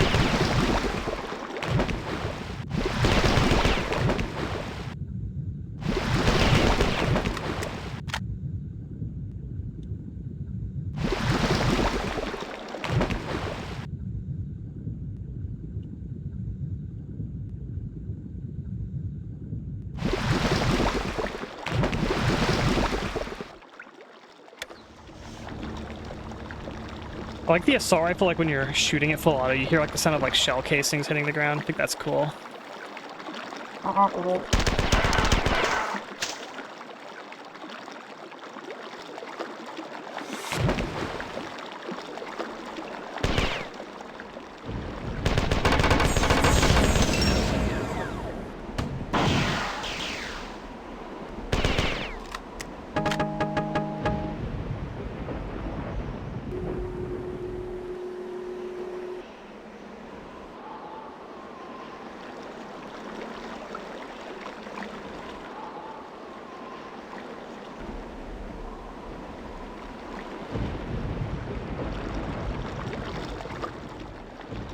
Room in there.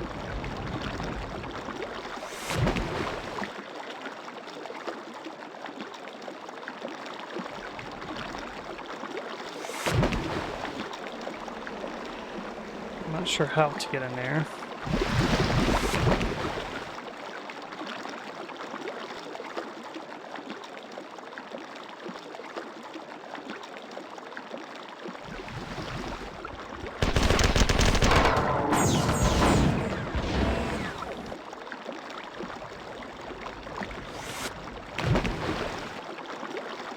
You do get the shotguns in this game, and they're really cool in this. I am looking forward to that.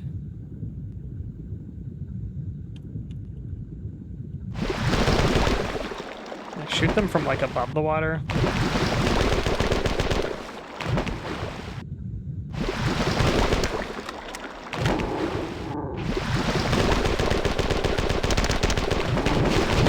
kind of can't. Ow, my health.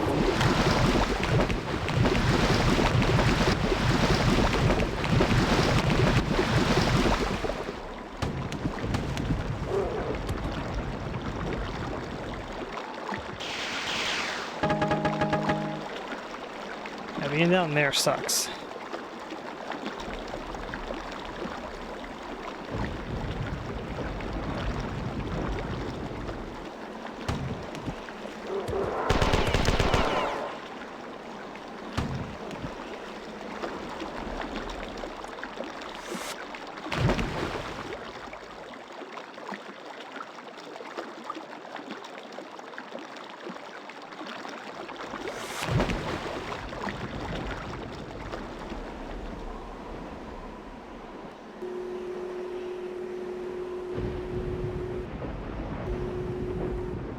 What if the Half-Life charging stations are like influenced by this?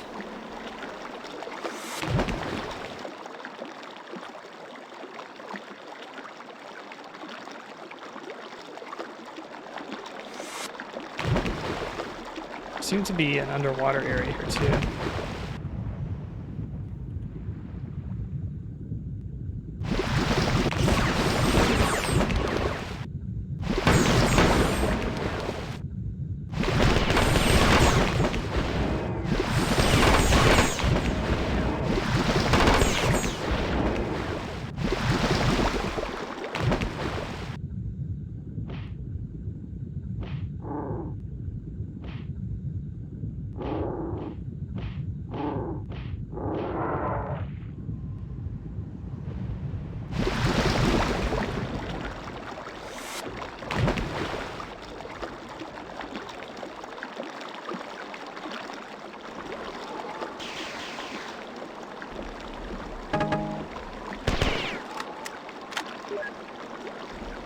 Look like the Resident Evil interface. Ah, fusion pistol. To disassemble the weapons and ammunition brought with you from Tal Ceti. Attempting to mass-produce small arms and ammunition based on those weapons, both for you and the humans on board my ship. Pistol and the assault rifle you're using now, first results of their effort. When I realize they are inadequate substitutes for the heavier weapons we deprived you of. It's fair, working hard on the fusion pistol now. I'll transport it to you as soon as it's ready. You'll need it when you begin fighting the armored Fort Hunters. Ooh. Daytime, cool.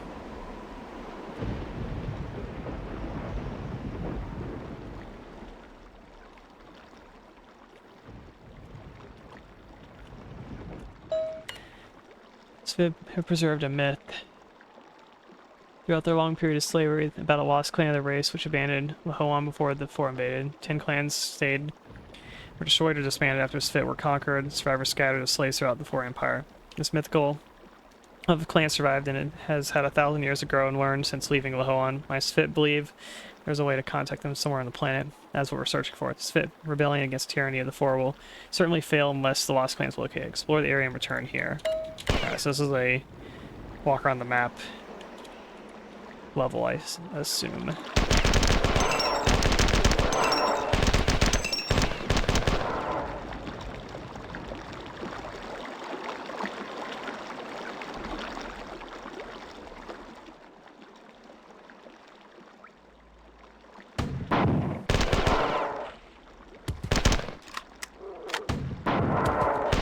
How's that thing?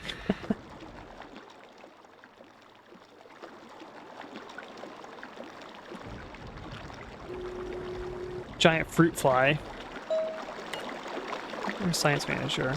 Explore many surrounding caves, but continually find the combative creatures of Sid. Call Plicta. Archaeological evidence. This was once a Syndra's fit life. It appears to have been abandoned after ancient battle. Quality of machinery is quite extraordinary, plus the computer terminals still functionally even after 2,000 years. Terminals teleport link to others we installed in caves that are not easily accessible. I also found some additional tunnels blasting away barricades that were apparently erected during the ancient battle. Okay, so it's teleporter. Yeah, escape to a bore. Oh, it's like water flooding in here.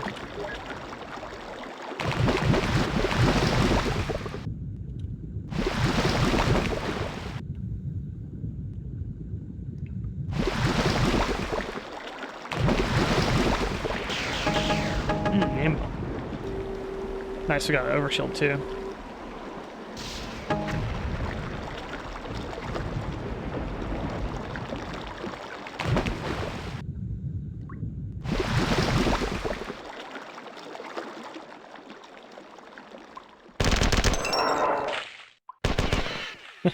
The enemy's really funny.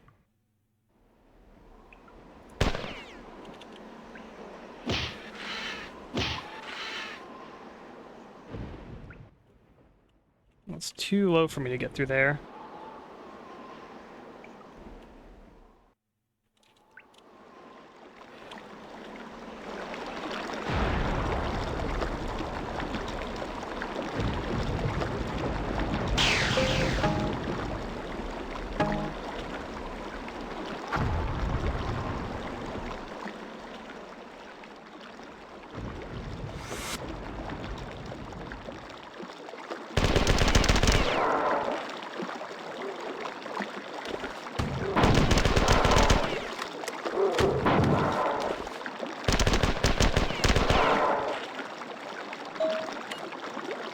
teleporter there.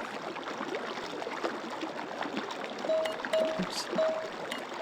A mini flick to keep the ducks clean and working. They should love build another stable site here. There's plenty of food. We would ask that if another clan comes here, they respect these creatures and leave them to continue their work and preserve our own home and Lahoan. I think that's us that's killing them all.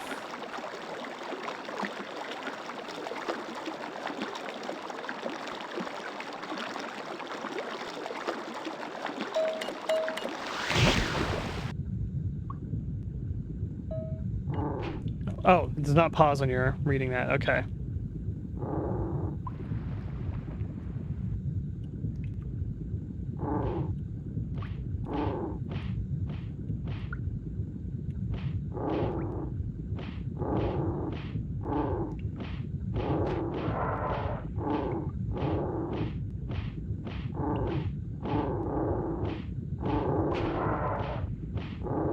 Punching underwater is not ideal.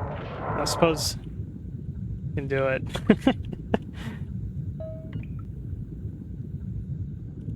Yeah, shit still like moves around. I think in Marathon 1 your game would pause when you're reading, but here I don't think it does. 2 liter, Station 29S. Warning, damage to the dam on the minor rivers cause severe damage to the water system Zone 6. Flooding of the same river could cause catastrophic damage. Sarcasm, question mark. Station 29 within 2 hours. Station 29S has been ordered to evacuate to Garrison Command.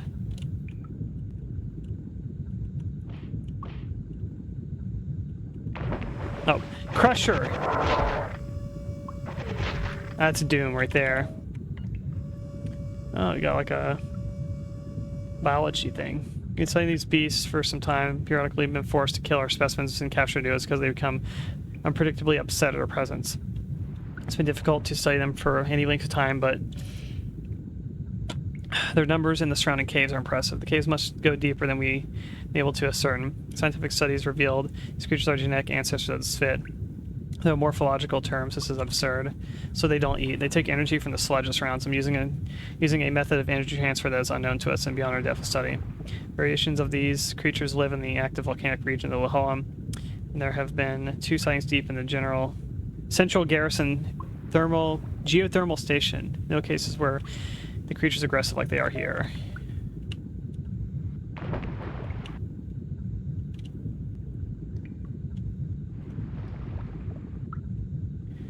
Alrighty. I feel like I've explored like almost all the map now. How do I get out of here?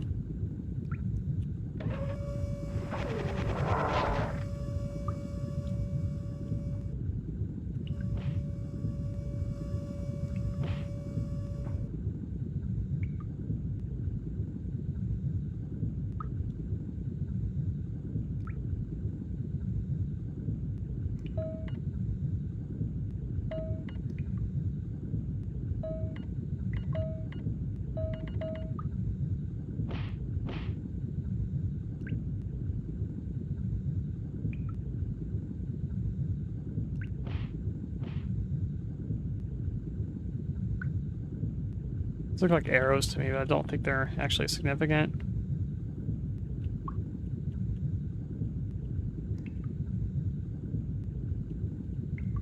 This kind of looks like a door here. Oh. It was.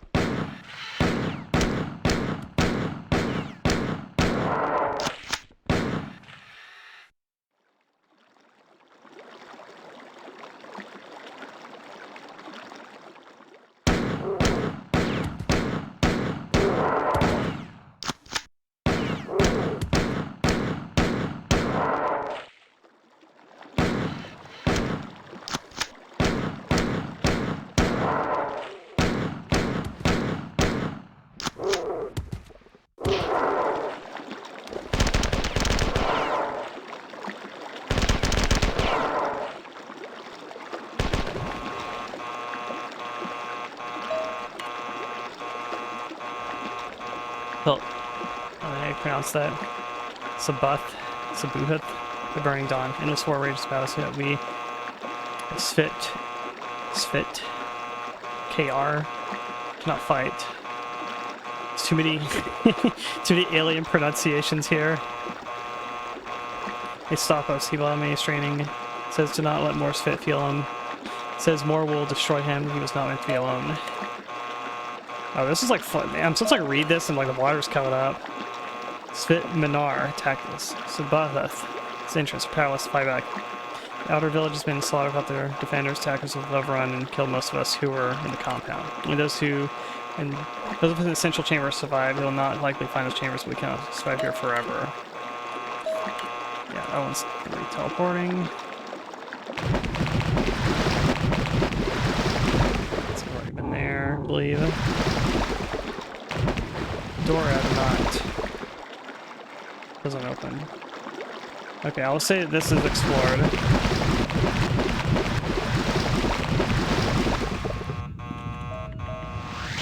Get me out of here.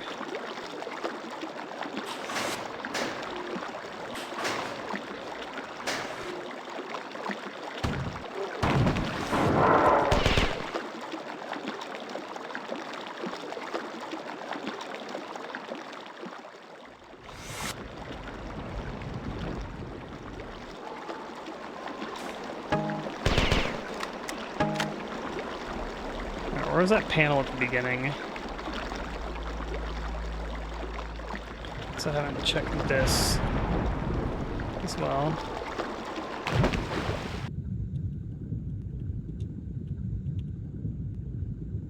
That's a very strong current.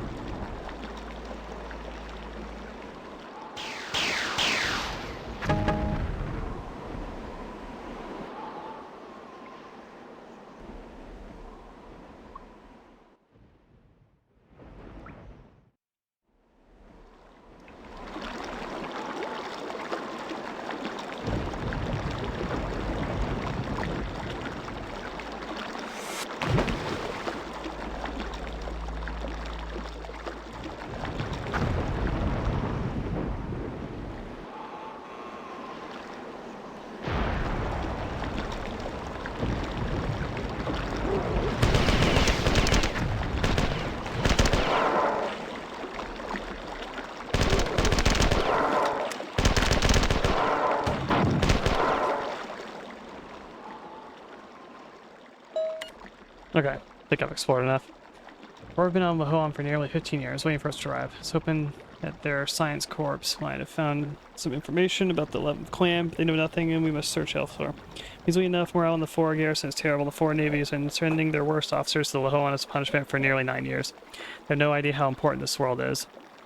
Follow the list areas that the 4 have searched during the recent occupation of Lahoan, sending you to the sections they missed after we deal with their garrison. Whoop! Volume? Volunteer. Some more cool art of the scrolling panel.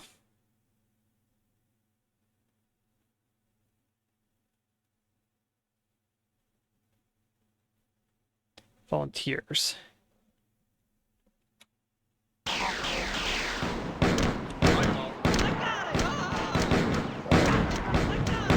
What's that? Cool. I think I'm considering turning on the music mod also. Not that there's like no atmosphere in this game, because there's like a little bit of background ambience, but I do feel like there's kind of like long periods where you go through some areas that doesn't really have any like ambience or music or like anything basically, and it's a little bit dull, I feel like, when you hit those. I'll first find a save though.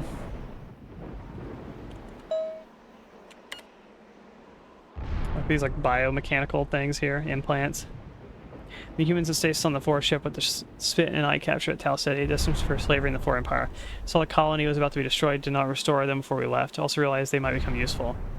I've been reviving these colonists and asking for volunteers on the following terms. Assist us to control your own destiny. Refuse and face indefinite return to the unreliable forest stasis chambers. If you are refusing. There's the gun. Look, you can see like the model, like the triangles, like polygons, like of the gun mesh there. 44 Magnum Mega Class.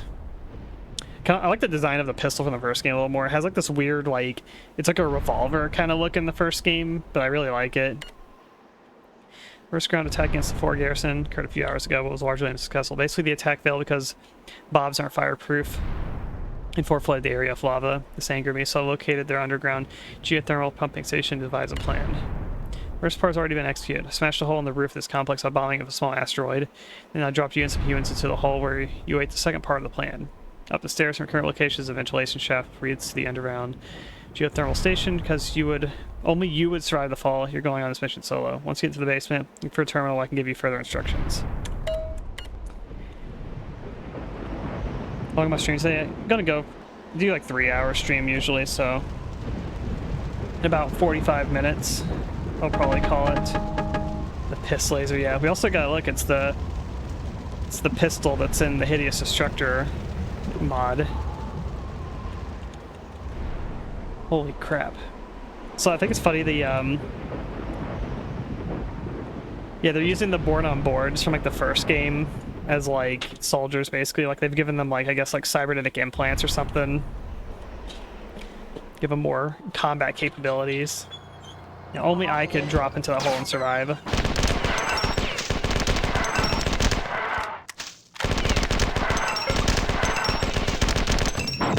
I like this enemy design here.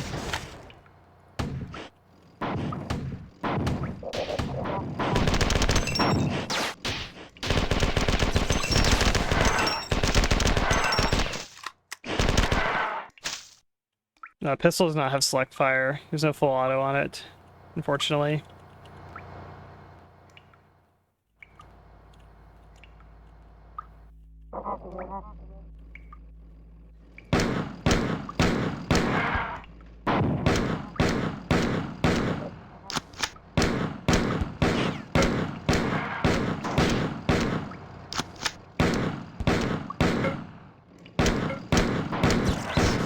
These enemies look like they're like hand-drawn sprite also.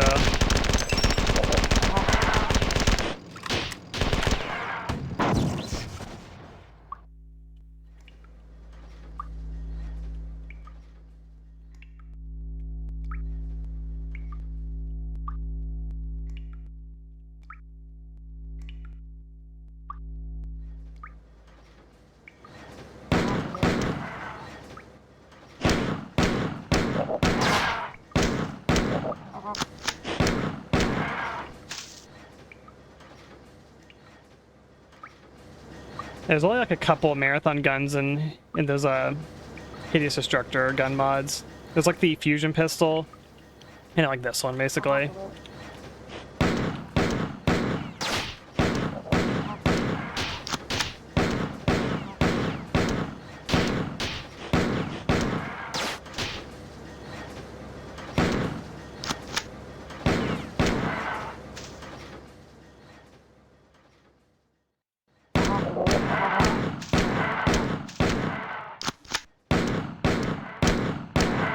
Pistol feels a little more powerful in this game compared to the first game.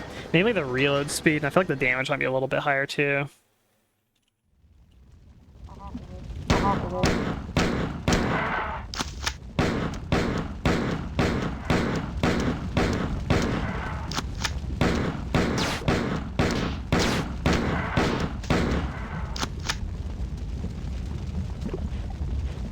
These secrets here.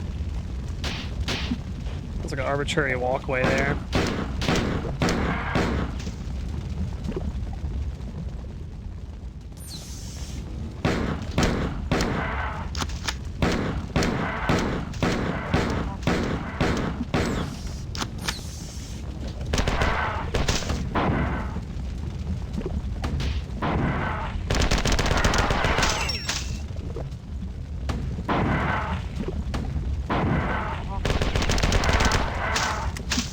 Die.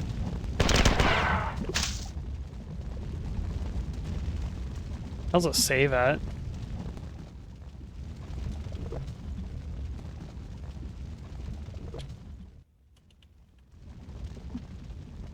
Really use a save station. Is this one? It is. Yeah, let's activate music. Does replay last film do? No, it's just these. Okay. Perimeter secured. Wait, is it like... Oh, does it save like demos? I think it saves demos of me playing. That's funny.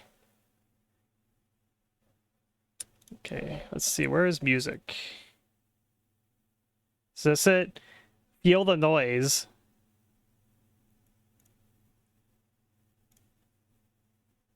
Oh, I like this classic HUD. Oh, yeah, let's do the classic HUD mod. I'm gonna do that. Widescreen version Marathon 2's classic HUD. Yeah, let's do that. And feel the noise.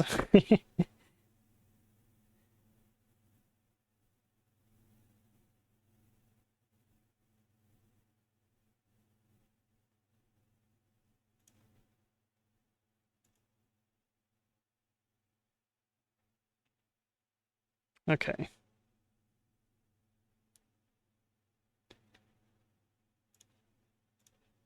How do we activate it?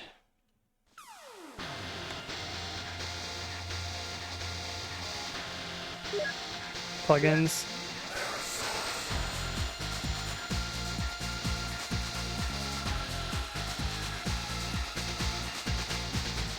I don't see him.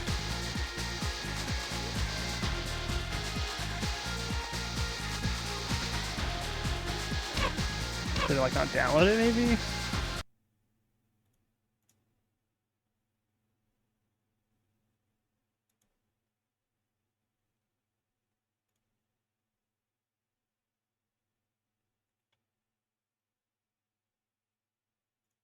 Yeah, so I downloaded the classic HUD and the feel the noise for the music.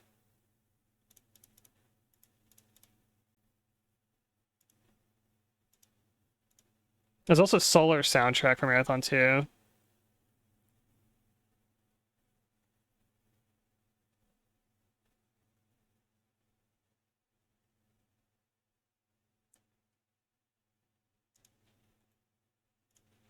Yeah, I went in plugins. I didn't see anything in there though.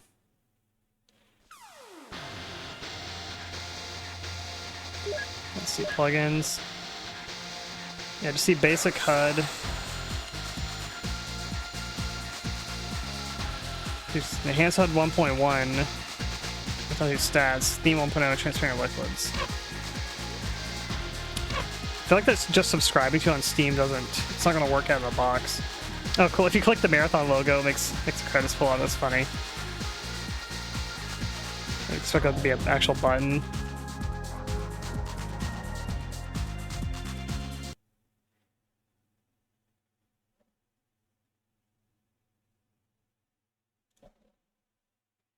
Alright, let's see.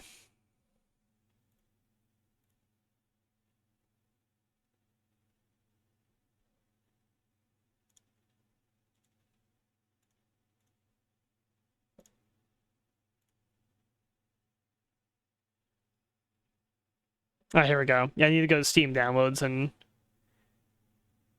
activate the download. There we go. Alright, let's try that.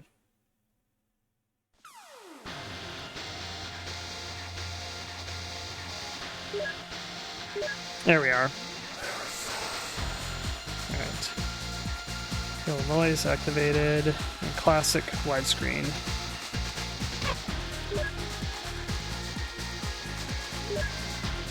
Classic widescreen. Alright, continue save game.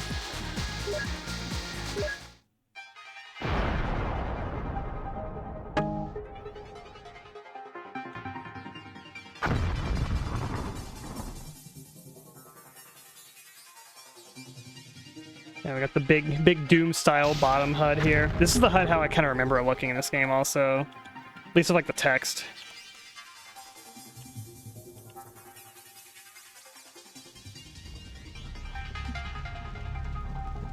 They do a Marathon 2.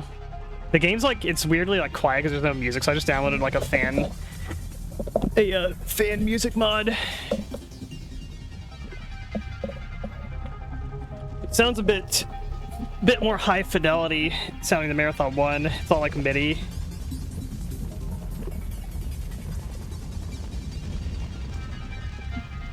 Sounds more like it would be like a CD, like Red Book soundtrack or something like that. Yeah, this rifle is very curved.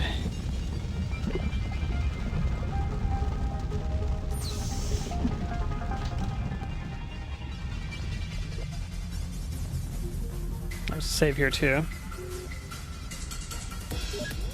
Game saved. Alright, press this button, it's something.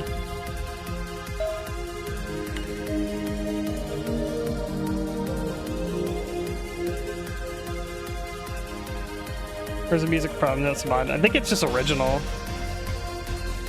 Switch to your right, activates gangways, leading to access panels isolated in the center of lava pools. I'll probably need to turn it down also. Raise the gangways, open access panels, destroy the circuitry behind them. First panel takes power to the lava pumps, prevents base from flooding. Second controls various safety mechanisms. Destroy both panels, should break the one closer to the terminal first, or else you'll be trapped. Or waste all your grenades, then you can do the old-fashioned way with your fist. Because you'll want to leave in a hurry. Okay, I haven't broken the panels yet. Yeah, let me turn it down a little bit. Just a hair. Maybe do 15%.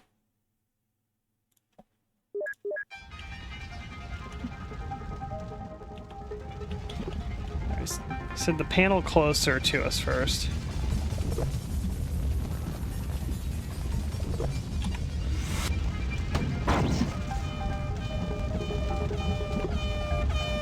It's like an air horn.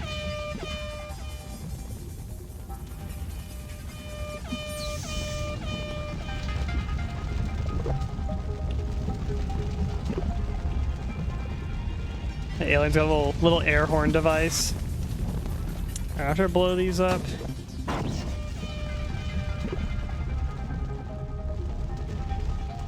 Let's get the heck out of here.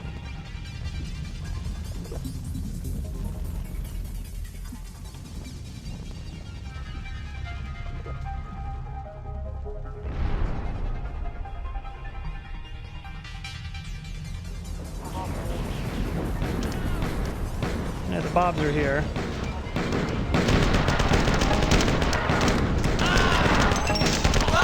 Oh.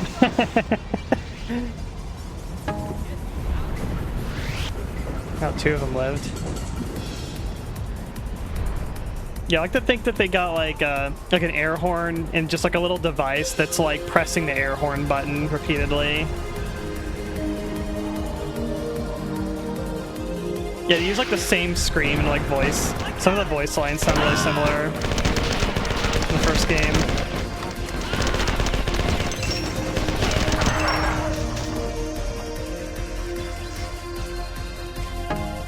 So this music also reminds me of like Descent music. A lot of Marathon's music.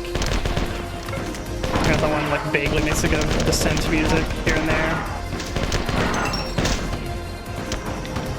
These guys fucking dancing. Dancing my grenades.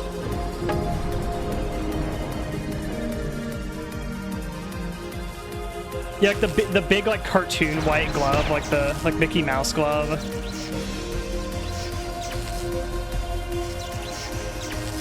What's this thing?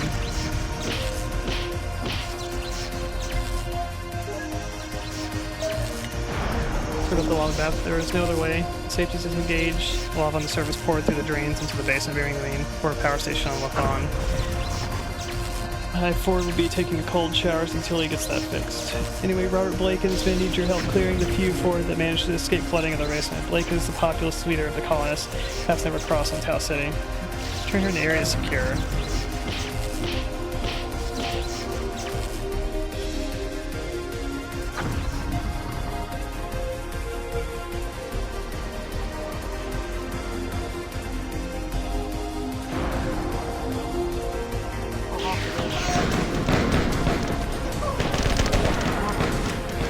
Like, they're like completely surrounding them.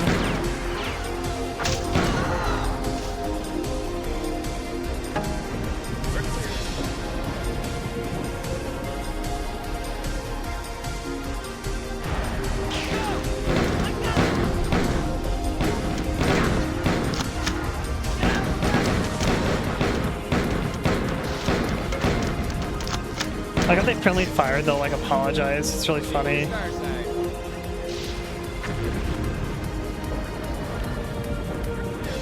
The run cycle.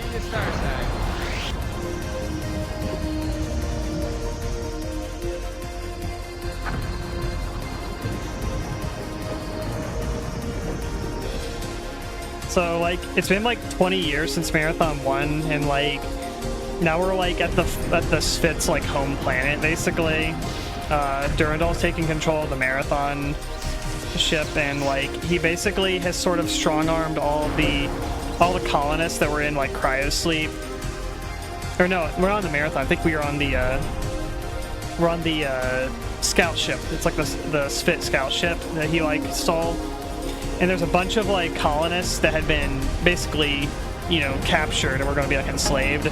That he like woke them all up and basically told them like, hey, yeah, fight for me, or you go back into cryosleep, basically.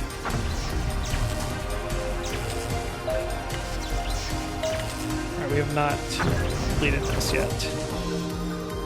And so we're doing shit for Durandal. He's doing some power move or something.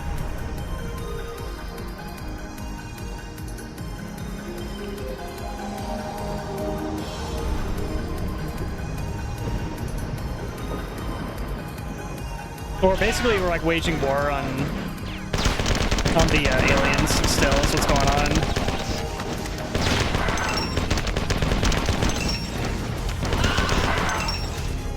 But it's like, you know, it's Durandal, it's the AI that's like, that's kind of planning it all.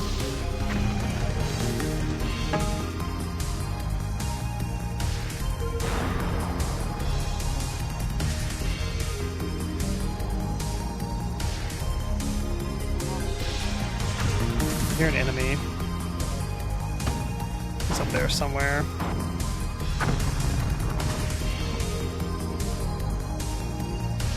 I don't know if I can actually reach him.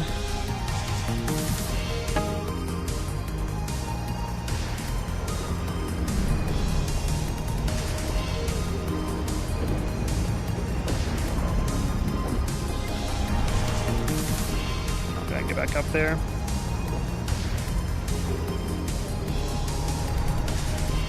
Yeah, there's like smoke coming from trailing from the grenade. It's really funny.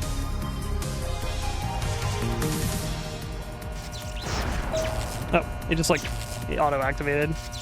The ship still answered to the fore. They called it the Spheria, after their goddess of lightning and passion. When you helped us take control of the house, Hetty's fit, rechristened it to Gnarlar, freedom and vengeance. I call it Boomer. Yeah, it says Boomer on, like on the left right there. They're like spray painted on there. Whoop. You didn't get the chance to save. I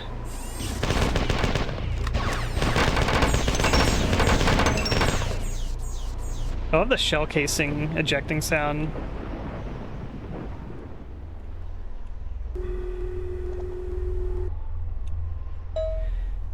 Alright. The Boomer is crawling a former colonist newly awakened from stasis. The ship's too crowded to be manageable in battle. Decided to establish a human headquarters on the planet near the Citadel of Antiquity. Barely tolerate humans, slow, stupid, and irritating. Their only contribution to my existence is a chance discovery that made my rampancy possible. Yeah, I warned Soul of its impending invasion, and even stayed long enough to show the UESG how to build warp-capable fusion missiles. Feel some strange loyalty to humanity. Perhaps it's because I feel comfortable manipulating humans that I desire to save them. Feelings and thoughts constantly migrate to the binary opposites.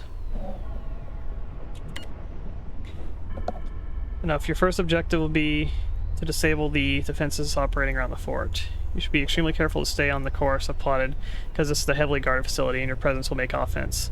Along the path are doors which have controls nearby. Opening them shouldn't be too difficult. Once you get in the control room, open the panels and destroy the circuitry inside. This will disable automatic defense covering the future headquarters, allowing us to commence the attack. Okay.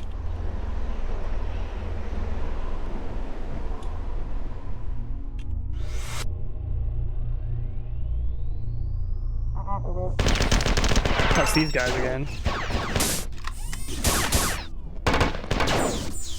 Okay, they're probably friendly still.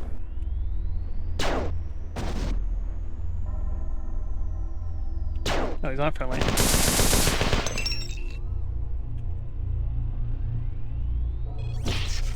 Die.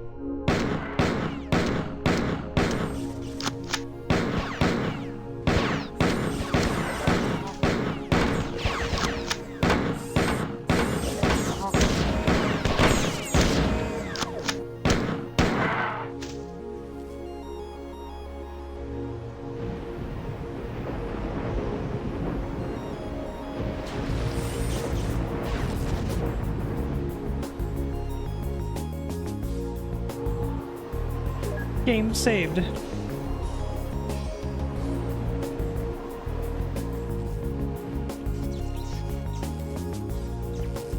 Yeah, it's like by default. Like I like the ambience, like when you're outside, like the storm sounds and the kind of like wind and stuff like that when you're in the exterior environments in Marathon 2. But by default, there's no music in the game, and so it's like a lot of the game is kind of like stale kind of feeling. I feel like in terms of the sound.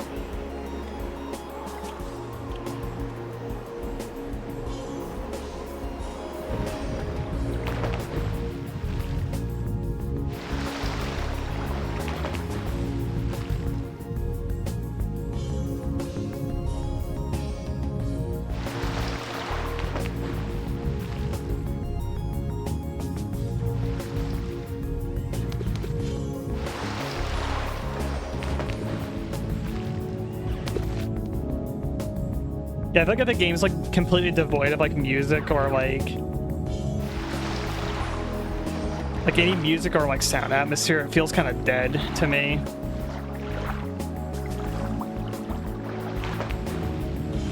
Like it feels like you're in a very like, I don't know. It's kind of like maddening. I feel like if you're just in like silence basically.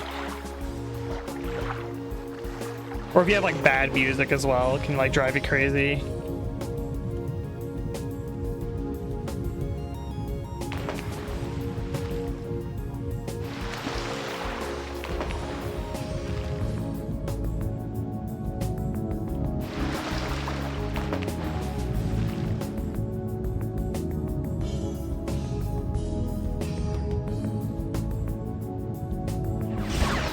I mean, yeah, I'd say no music's better than bad music. I don't know.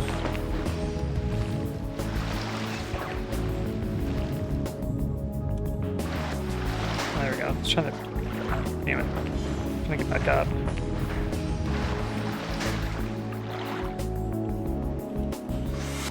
Huh.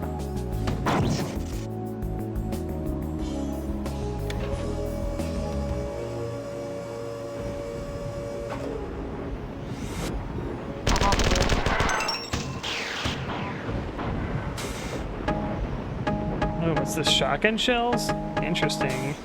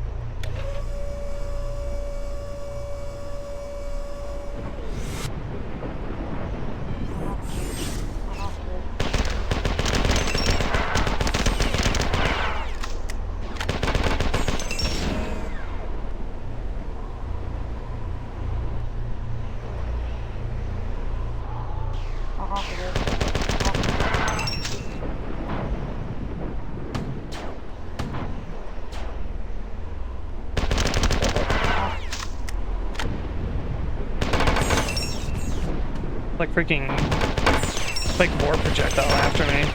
Yeah.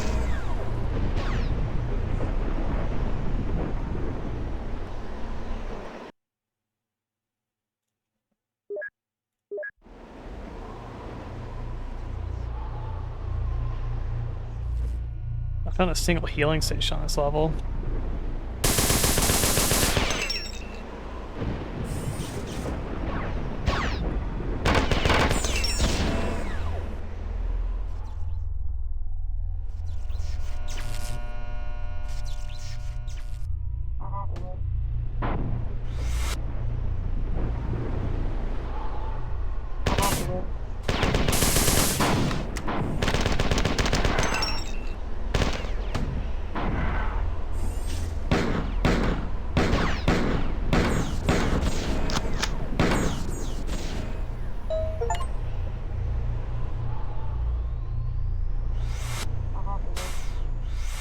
Apparently in this game is like reading terminals does not pause it. You have to like clear the area before you read them.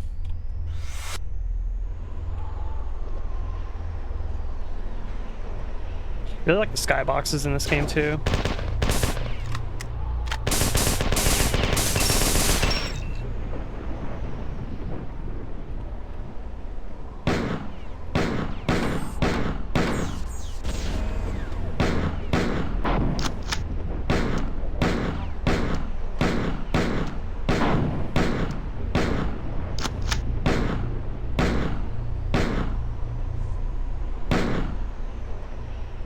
He just left.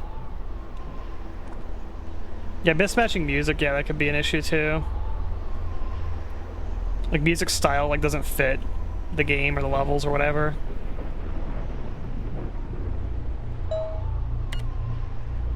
Or having, yeah, like too short of tracks, like a 2-minute long track in a level you're gonna spend an hour in.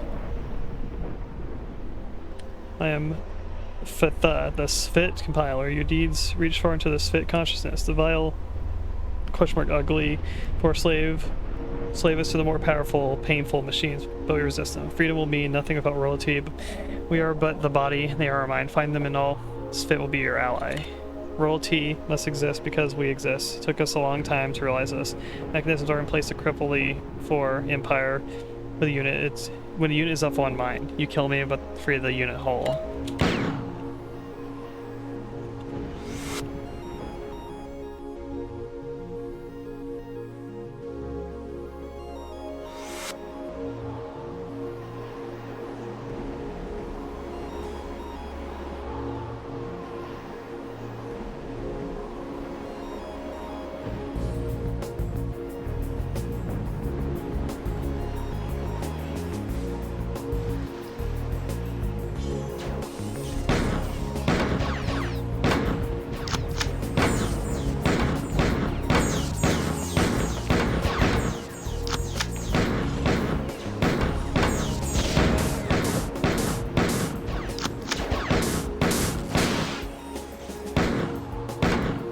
How the smoke effect whenever these enemies die, like that, looks really funny.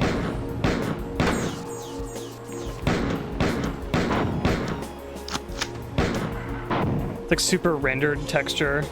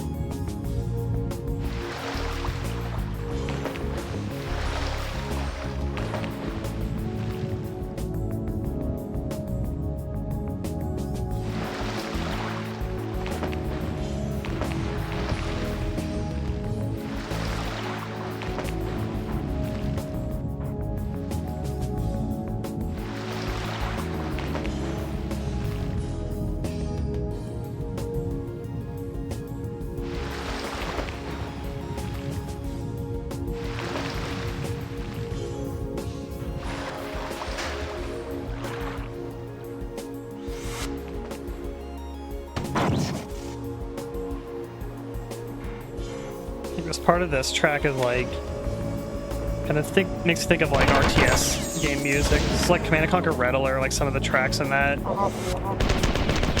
more ambient tracks from it.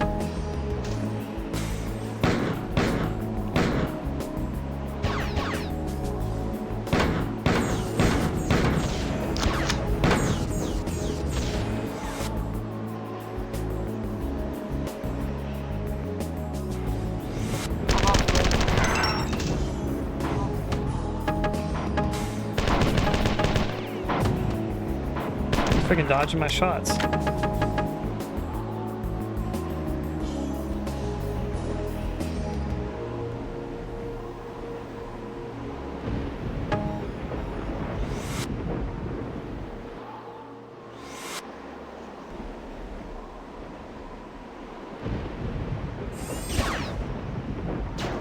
Enemy down there? Oh, they're up there.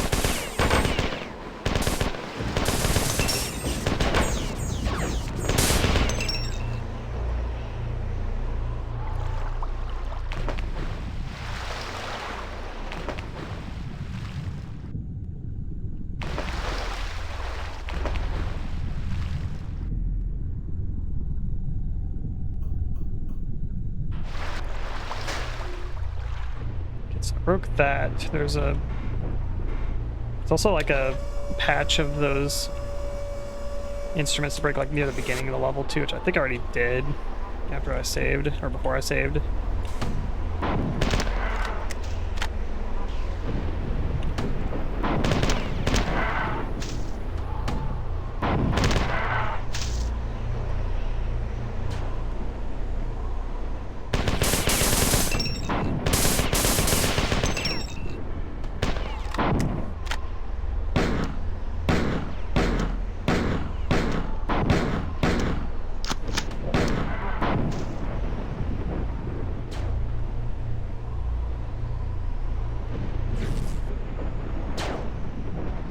Oh, it's a cloaked one.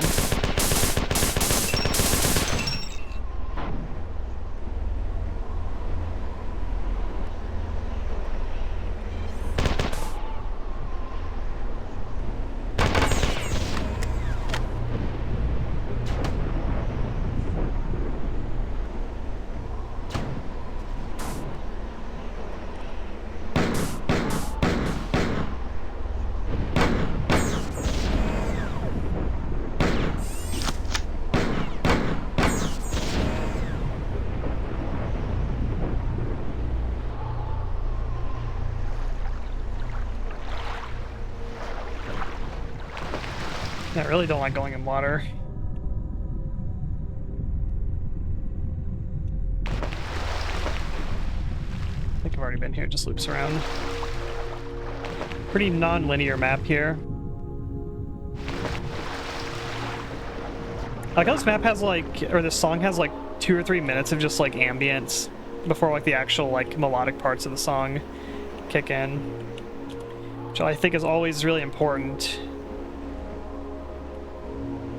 To have non-repetitive music if you're going to be in a map for a while.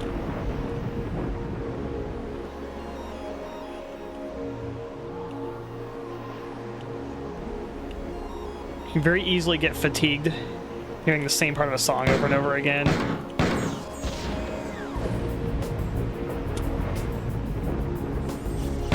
Are these respawning? Terminal up there. I don't remember if I hit that or not.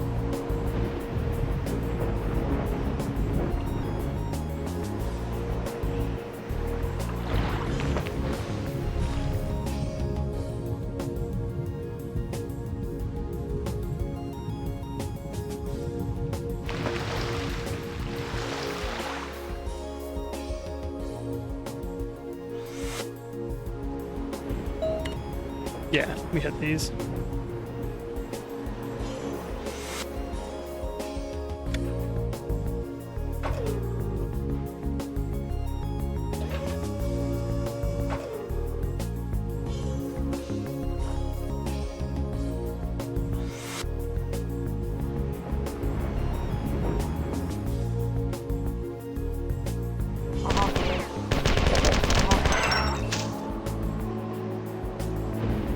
The hell's this?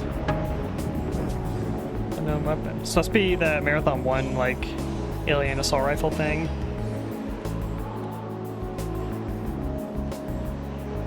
Sometimes they make non-repetitive music for long stages. Sometimes they just make really long songs with a ton of variation. Let's try to find the best loop possible, like music from maybe Tukey. Oh, interesting. Oh, this is like a flamethrower now. Okay.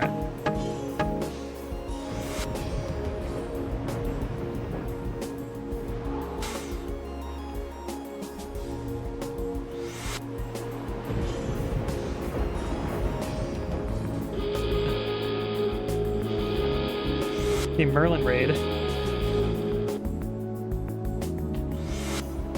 You ever played OG Marathon 2? The second original. So we finished Marathon 1 like an hour ago. Thank you for the raid. How you doing today? Yeah, we're using Marathon 2, I can't remember what it's called. It's called like Cool Beats or something like that. The fan soundtrack for Marathon 2, because this game doesn't have music in it by default. Yeah, feel the noise, that's it.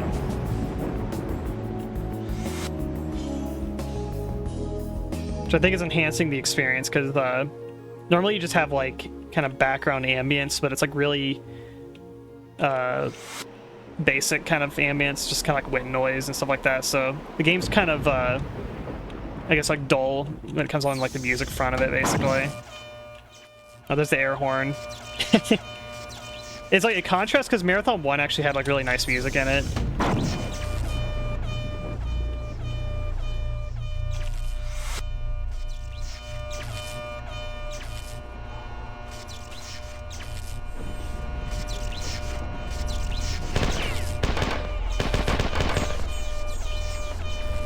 The air horn. Yeah, thank you for the raid. Hope you're streaming well today. This is my first stream in like 2 weeks. I've not had time or energy to do so lately.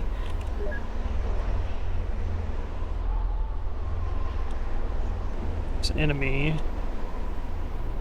There's this wall. Here you are. Just spent like 30 minutes trying to park a plane on a blimp.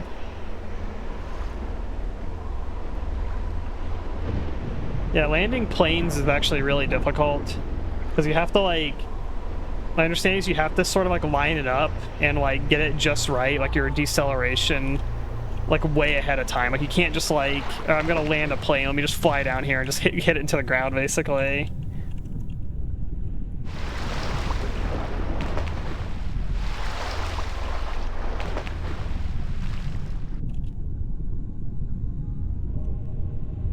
Like on a blimp sounds like horrible. Is it a moving blimp?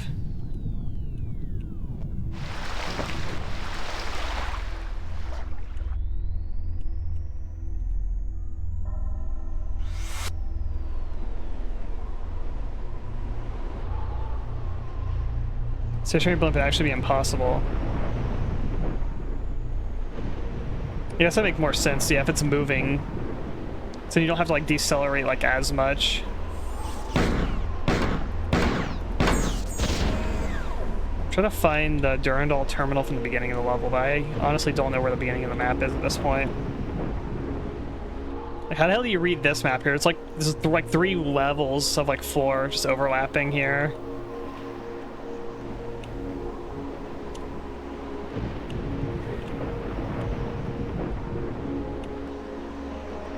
I'm not sure what the original engine Marathon was on. This is the F1 engine, which is like source ports. I don't know what the original engine was called.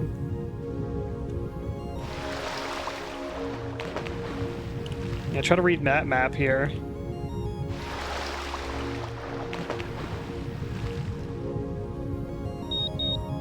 Oh, now out of air. Okay, I think this is near the beginning. Yeah, I remember breaking that.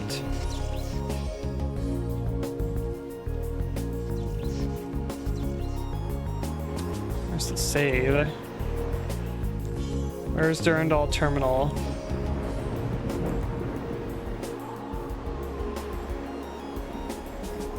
Is that something there? What is that? it's just down here again. And I hate video game water levels.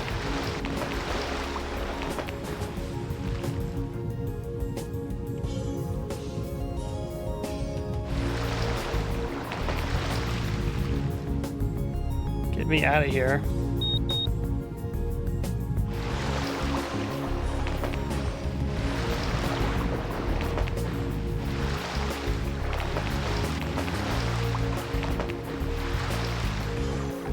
Yeah, it's like very, very blue, like a Kool-Aid jammer or something like that. I don't know. Has that like kind of like blue raspberry kind of tone of blue. That or like a Baja Blast almost.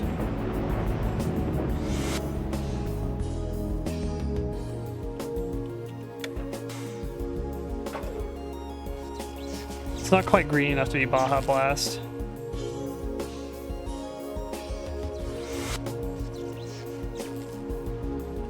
Oh, I think this is it.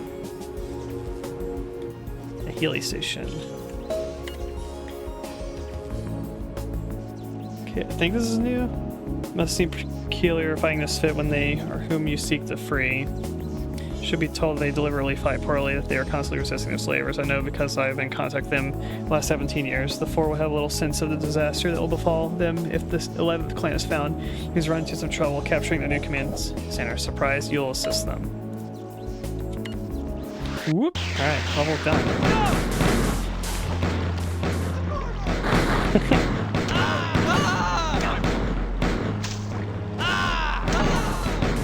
There, guys are getting wrecked.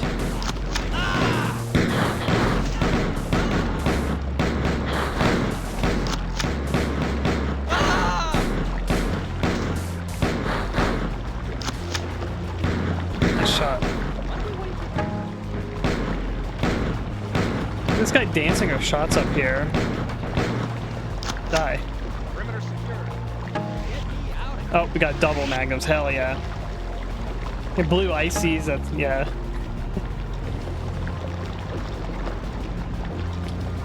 Yeah, there's a hook on your plane and a catch on the blimp. You have to snag it or die. That sounds horrible.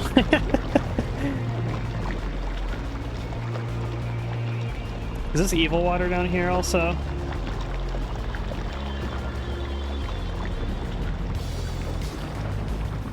Well, it can be done like 40 seconds. You follow Durandal's instructions. 95% of it is optional. Interesting. Yeah, I think he mentioned that there's like a ideal path to take, basically. Oh, I got no air left.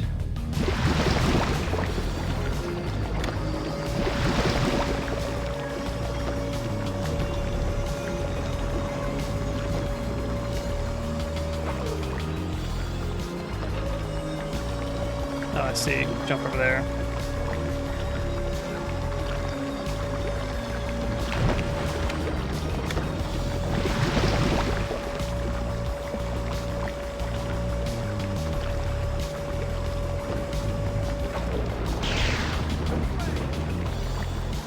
Like all these guys are like, they're sort of like the precursor to like the Halo civilian dudes that have like the pistol.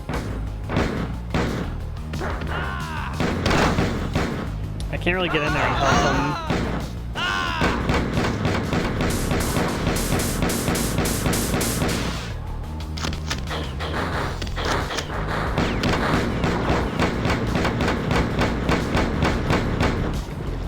This guy's tanky.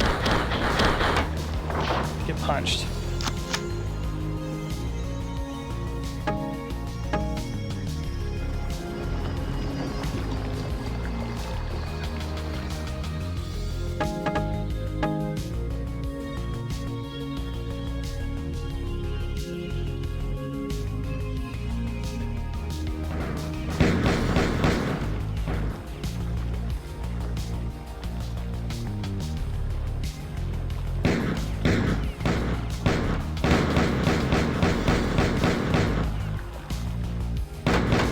I love how much faster the pistols are in this game.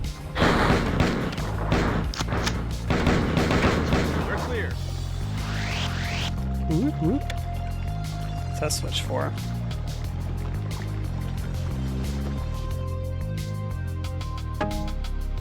achievement for missing the fusion pistol on this level.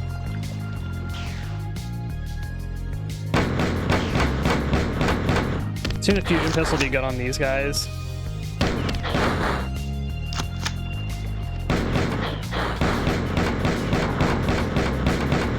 They got robotics.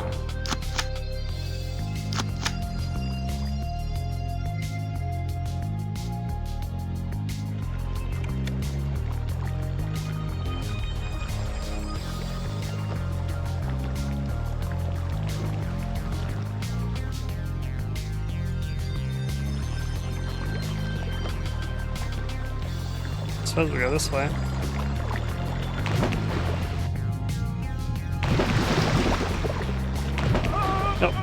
Oh.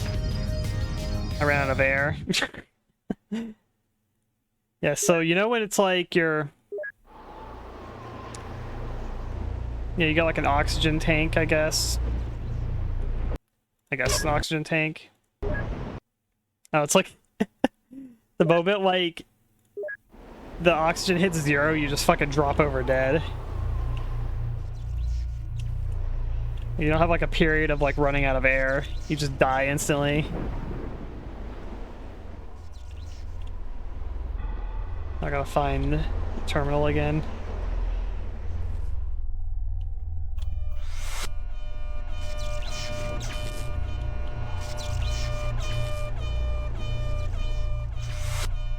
Yeah, the like microwave beep sound is the oxygen. I just figured it like if it hit 0 that like I would have like, I don't know, like I would just kind of take damage or something like that. I think you just instantly die. Maybe you do take damage, I just didn't pay attention to it.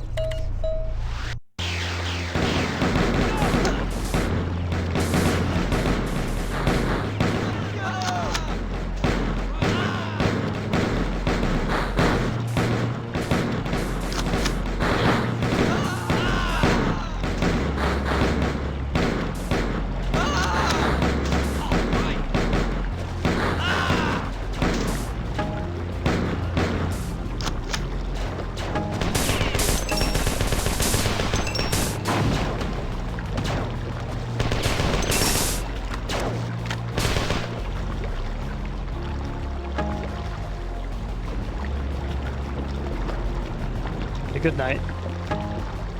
Thanks for stopping by. Yeah, it actually is the same sound sample as a Doom pistol, I believe. That's not right. Let's go left this time.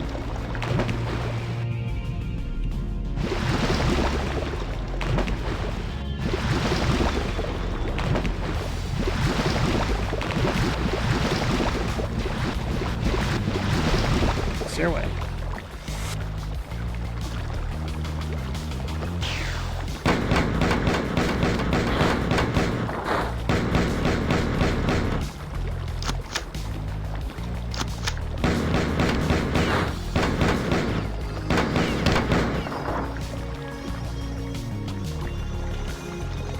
Find an O2 somewhere.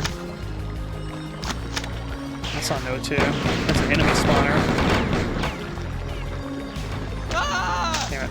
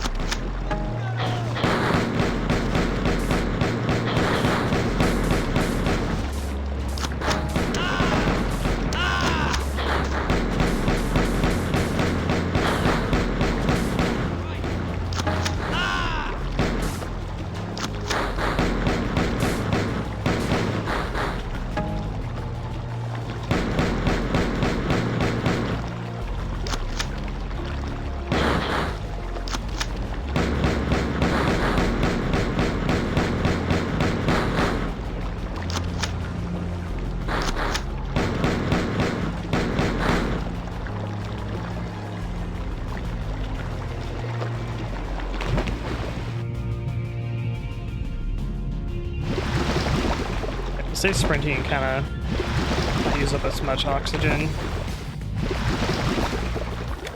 And stay above the air, or above the water.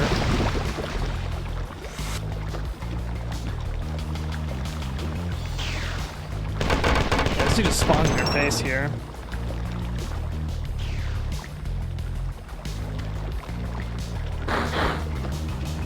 Scopes are not functional. It's the same Marathon one.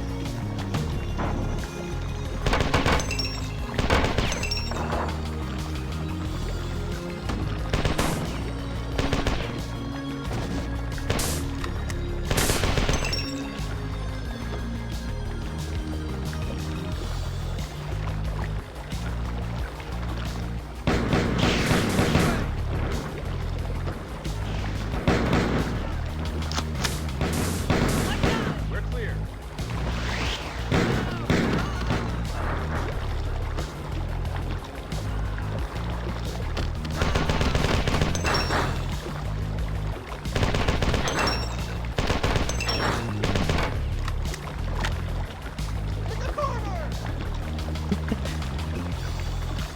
I love their voices. They're so funny.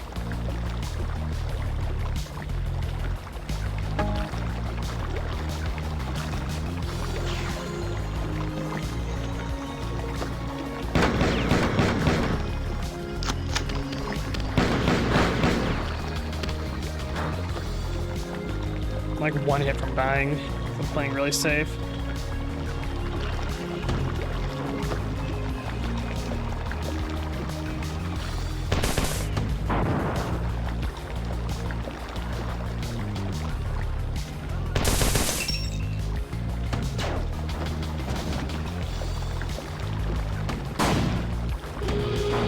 Oh god. Okay, the other raid.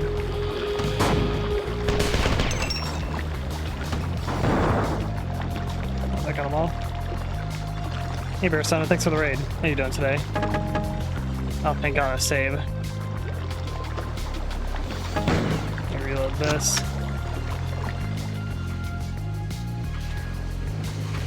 I like the element of like limited saving though, like it adds a good amount of like tension to the game.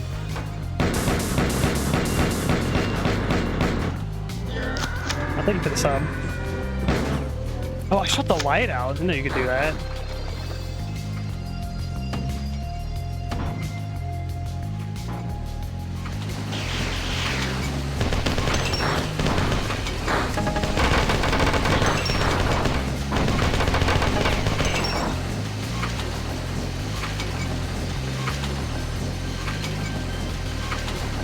I hope you're streaming well, Bear. Thank you so much for the raid. I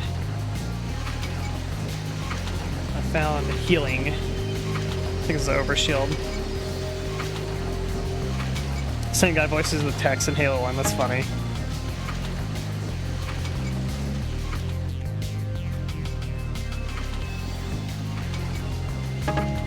Fusion ammo here. I've not found the fusion pistol yet though. Thank you for the follow.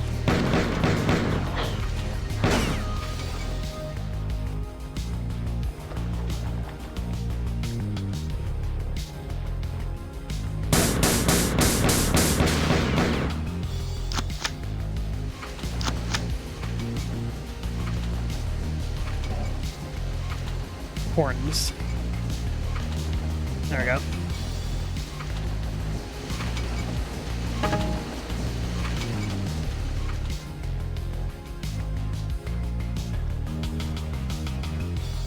Oh, it's Gun Survivor 2. I never played that one. I never finished the first Resident Evil Gun Survivor. Thought that game was alright.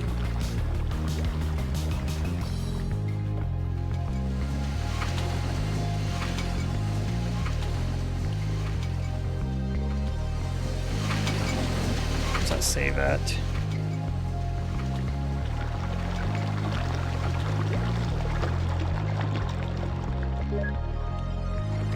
Love that Resident Evil interface down there. I need to find some more oxy tanks.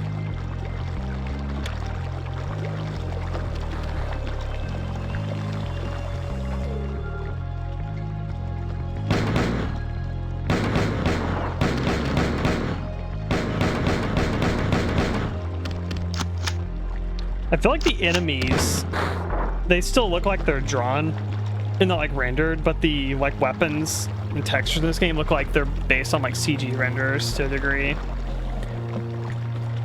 Kitty wants out again. Get out of here.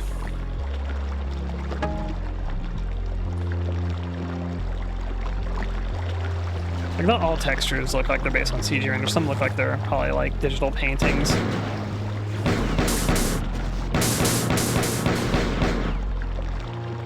Yeah, the guns look like renders.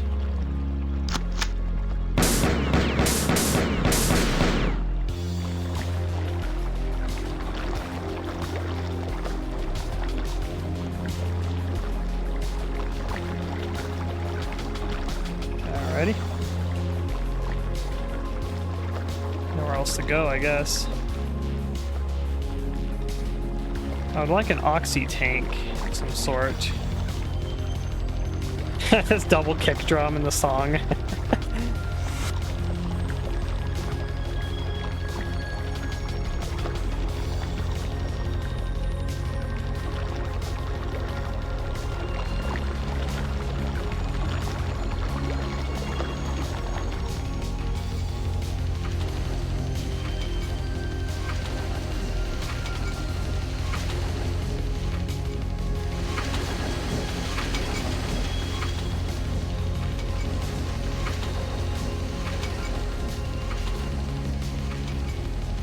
Something like up there, evidently.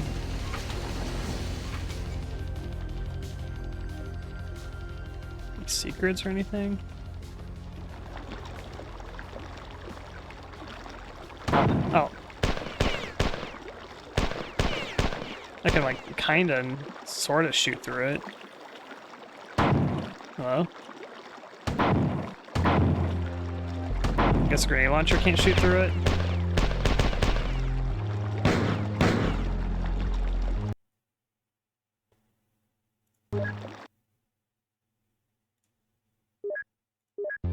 We're everywhere. I also have alien weapon. Where's the key bound to? The number 9. Which I've not been using. I switch to I guess I can't shoot it. Oh my god, another raid. I'm getting so many back-to-back today. It's Abigail. I'm playing more motion sickness-inducing first-person shooter games. The highest caliber, playing Marathon 2 now. It's extremely low FOV. Giga view bob. Yeah, I was gonna ask Abby finished Half-Life or not. Yeah, it's the second marathon. I have to worry about dying of instant oxygen deprivation. I jump in this water, I'm just gonna die like instantly. I have no air left in my tanks. Ah, you got the snarks. The critter grenade. I love the snarks, it's so funny.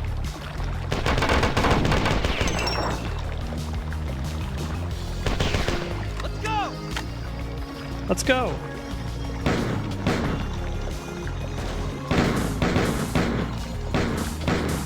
Right! Follow me!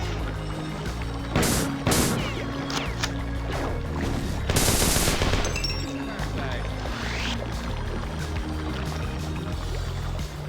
It's the same sound when you get the cannon in Mario 64.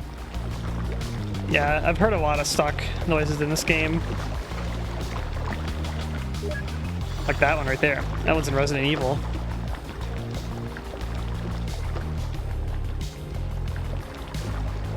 You didn't know what the snark did for me? Yeah, you probably threw it and then it just like started running back at you and biting you.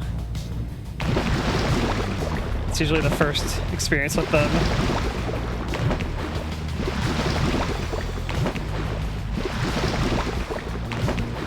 I have like no freaking air left. The snark's just so funny. I love them though.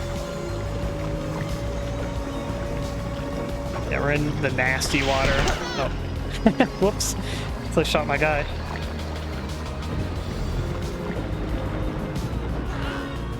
all getting wrecked.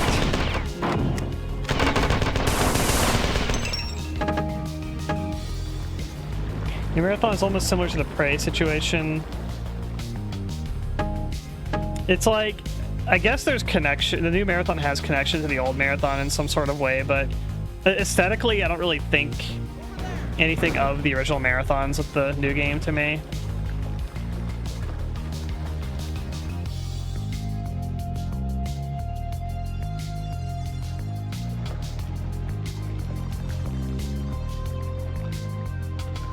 To me, it's kind of like, it's just superficial, kind of like connection between the games. Honestly, if the game was with anything other than an extraction shooter, I feel like I would have been more interested.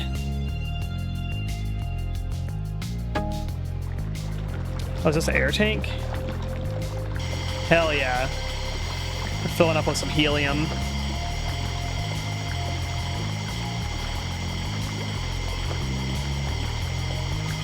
We're pumping the air in our tires, basically. How long you gotta do it. This wasn't open before, was it? Yeah, the shortcuts. Was that door always here? Am I just stupid? I just never noticed that right there. I think I just never noticed it.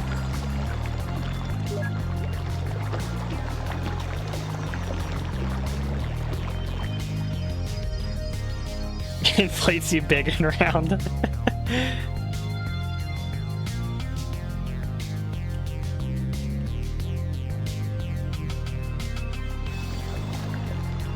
Terminal.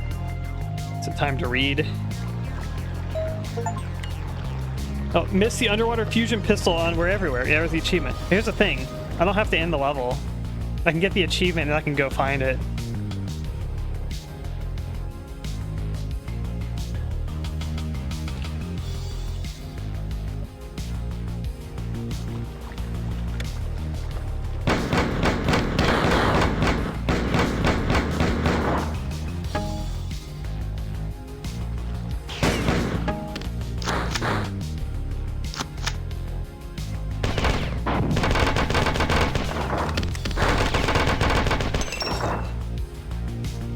So you get the two birds with one stone.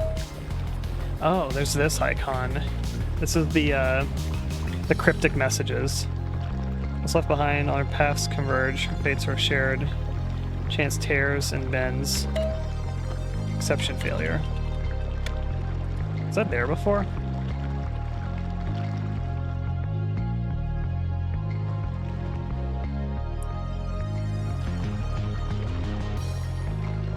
Both of these. Yeah, Marathon 1, the back massager does not explode if you hold it too long. So maybe it's in this game. The last time I did this, I did not have enough air, so I was like swimming here and I just dropped over dead. So I ran out of air. Maybe there's something back this way. I really hate the swimming in this game. Okay, do I need to like grenade jump this or something, maybe? I feel like I need a grenade jump this somehow.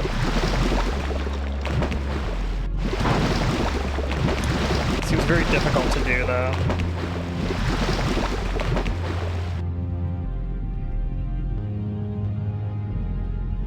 Maybe I can drop from like above or something?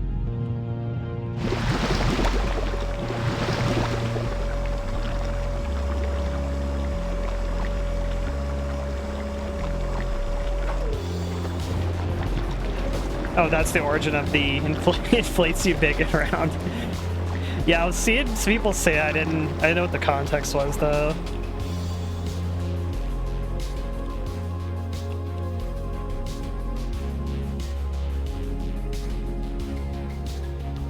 I did turn the volume down, but maybe not enough.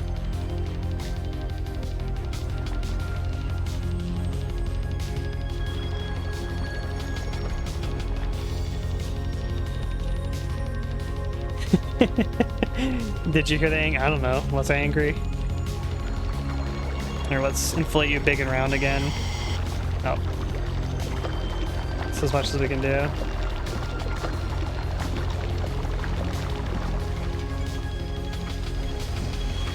Get the Healy as well.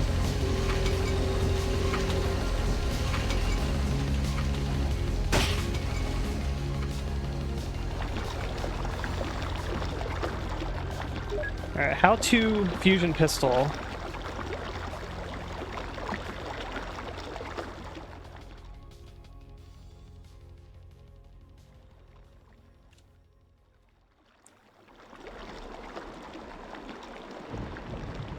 Maybe there's stuff down here.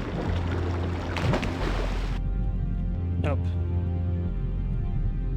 I want to fill all the edges of the map.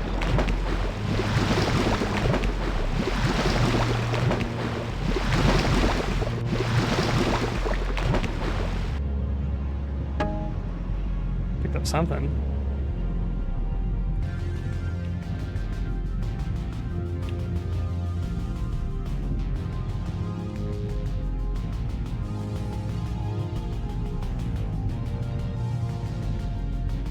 So the secret's clearly here.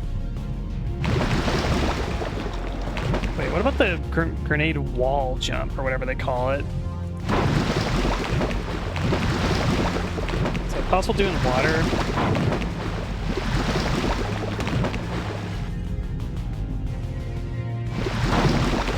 No?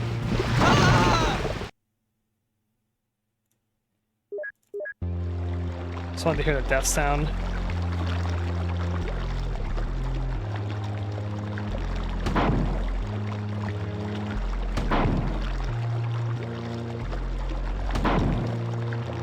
Trying to practice the jumps.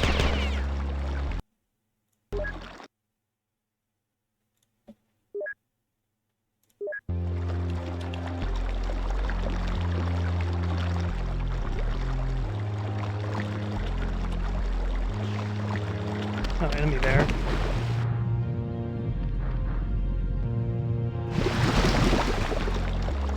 Yeah, I feel like they're like, I don't know, jumps in water doesn't really seem super effective.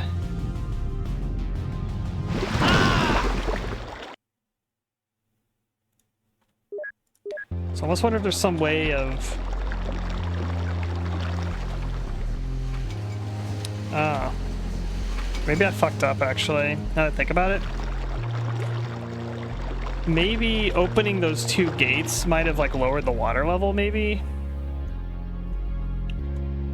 So I was thinking, like, maybe there's a way you can raise the water so you can get up to the area over there.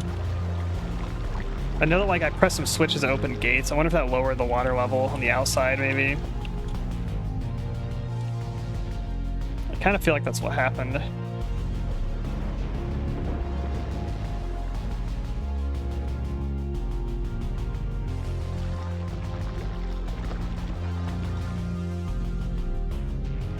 I like the game so far.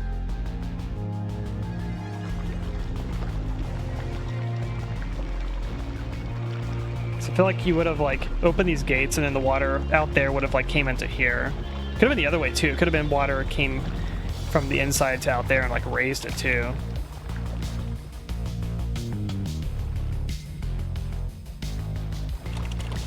Yeah, I hate this water.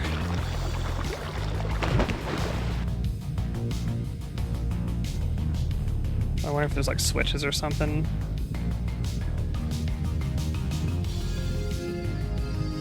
So can I maybe... I'll think of other things too, like maybe jump and then shoot the gun. So you can shoot the assault rifle and kind of like climb that way too.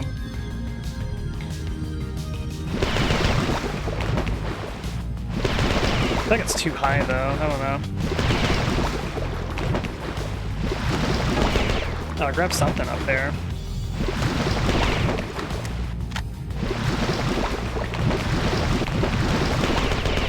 I think it's just shotgun shells up there, I can see. Don't think it's the fusion pistol.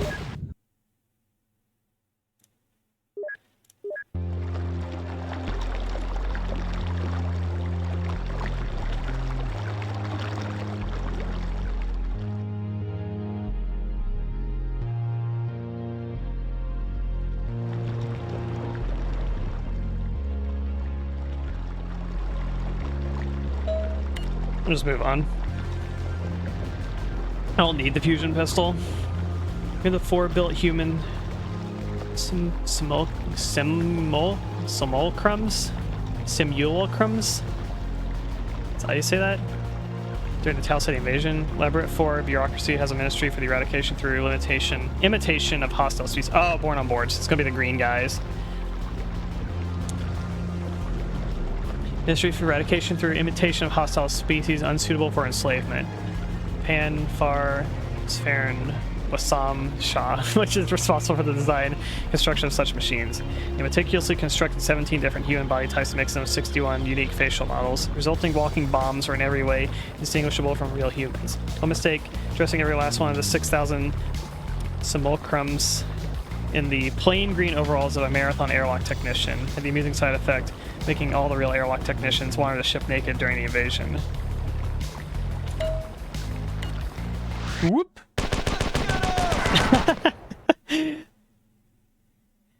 They had like a sound in this, that's funny. I love like the motion blur in the image too. Let's get them! I'll do one more level. Let's get them! Die. Game saved. This like perforated wall texture.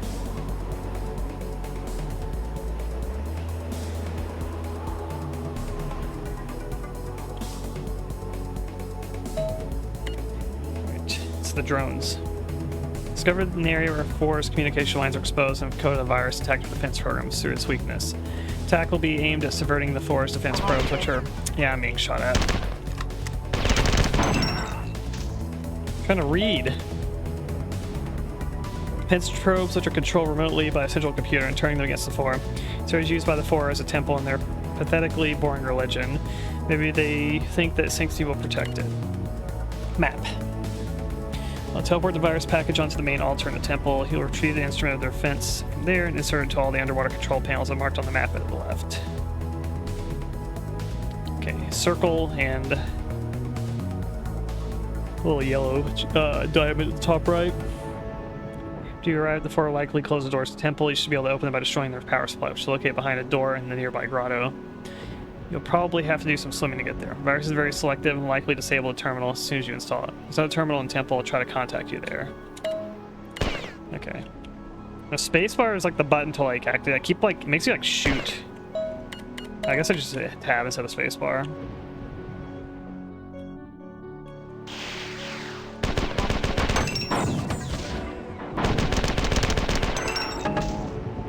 Pistol.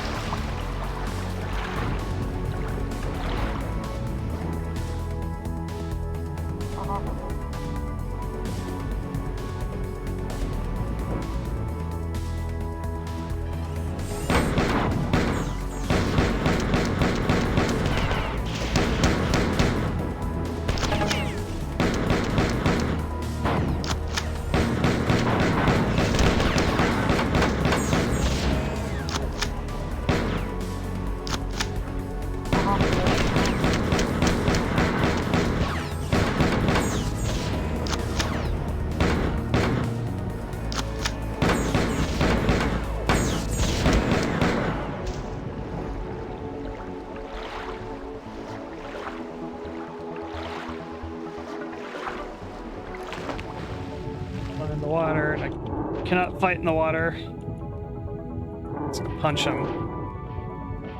This is not effective.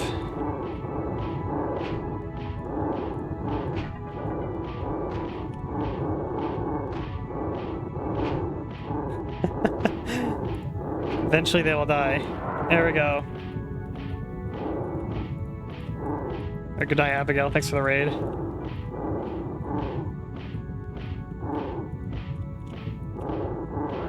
we go. Die. There's even something even in here. Oh, I guess what's this?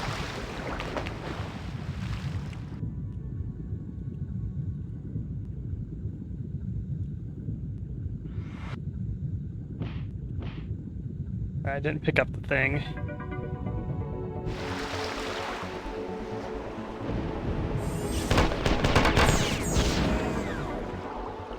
Good night.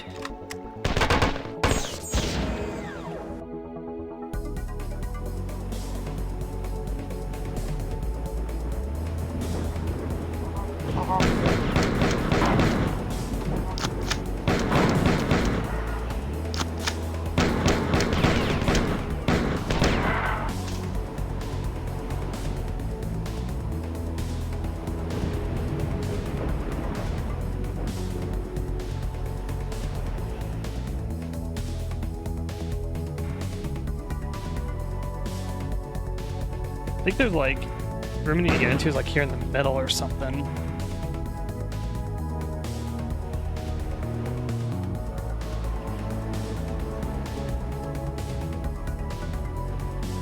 Question is how?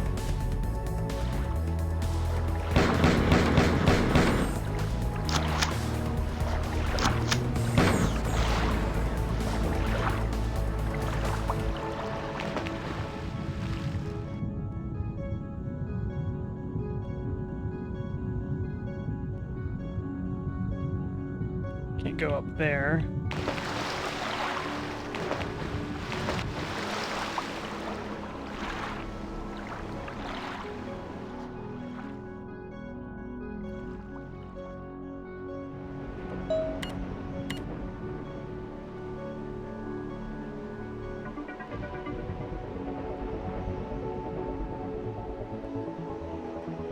Oh, yeah, so it's to destroy that power supply down there. If I was like inserting a thing into it, but I remember punching it. But punching it would have destroyed it.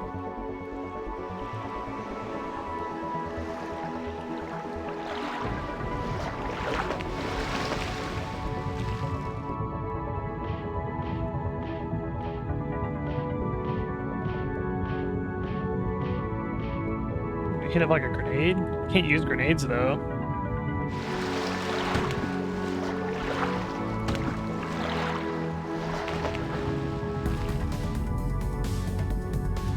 Can't shoot it.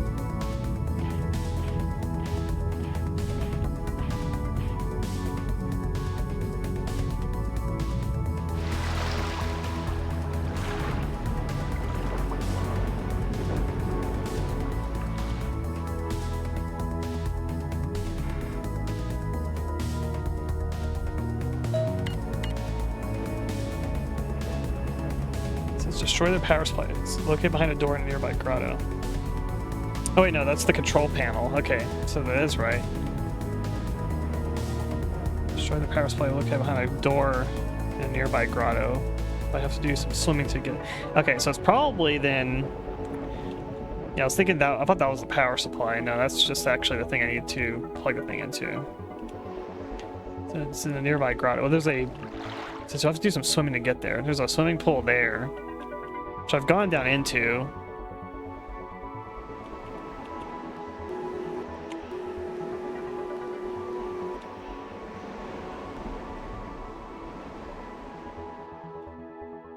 There's clearly like environment over there, but I'm not sure how in here to get it. Is that a switch?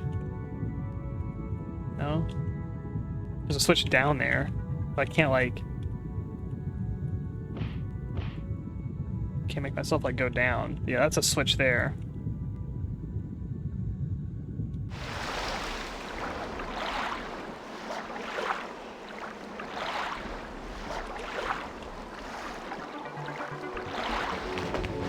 Yeah, I feel like this is where I'm supposed to go.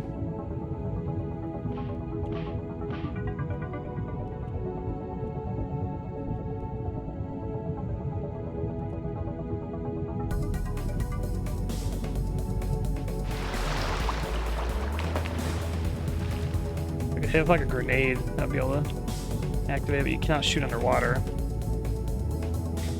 My fists will not reach that.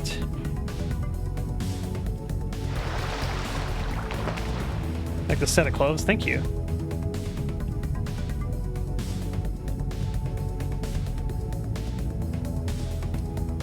It's not narrow enough for me to go down into either.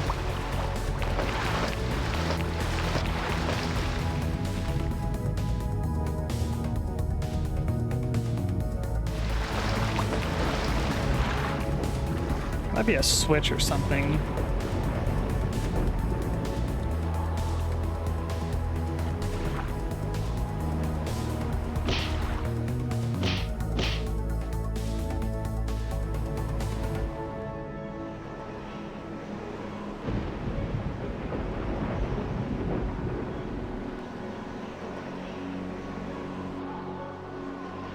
Window up there.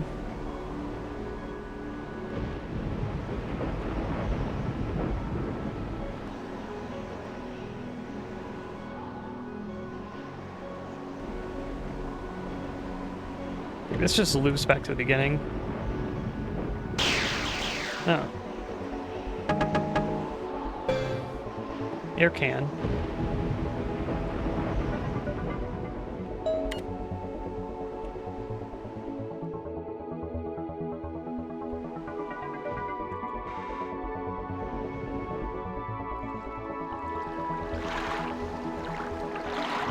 How I never noticed this little pathway back here. Did this open up? I swear this opened up right here.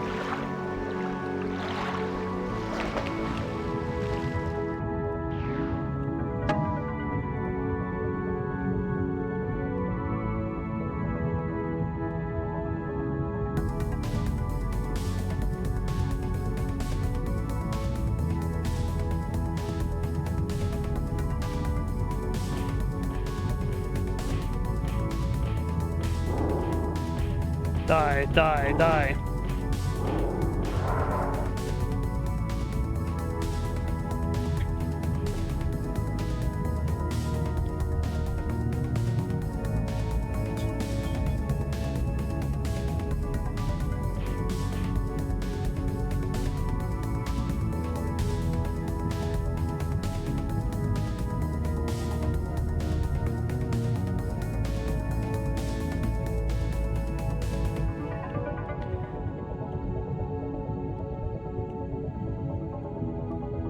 Have not just mazes, underwater mazes too.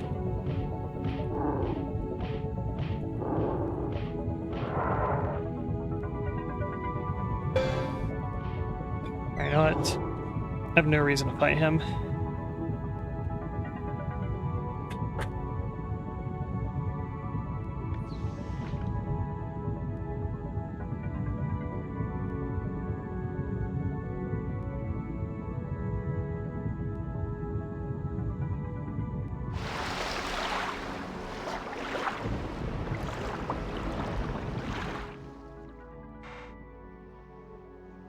Okay.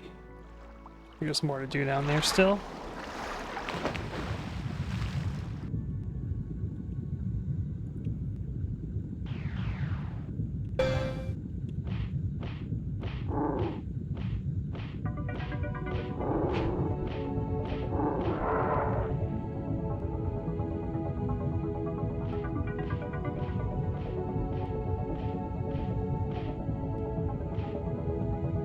I think these are just props.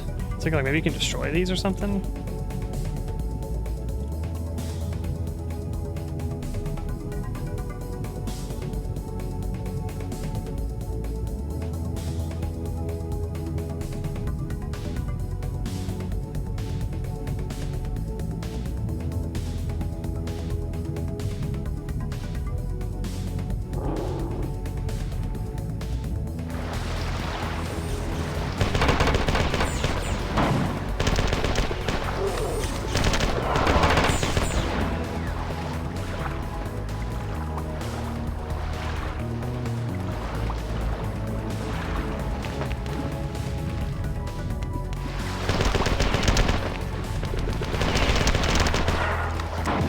Ow. Safe. Let me just save here real quick.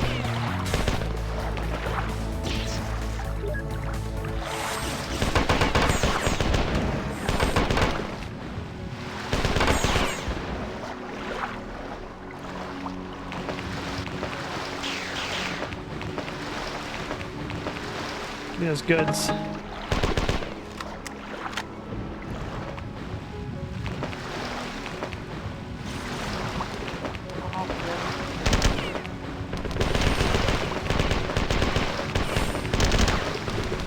This water is so annoying.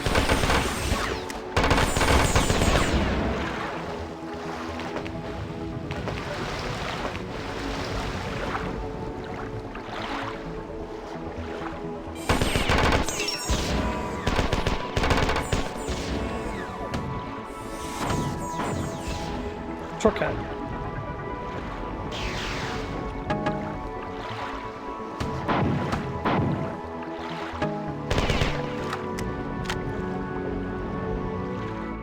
And now that's open. Let me go healing station real quick.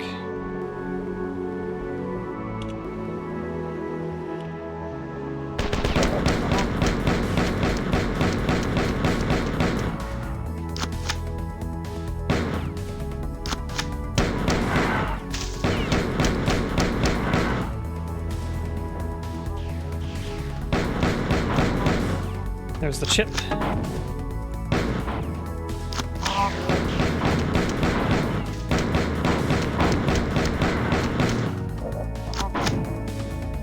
Yeah, invite.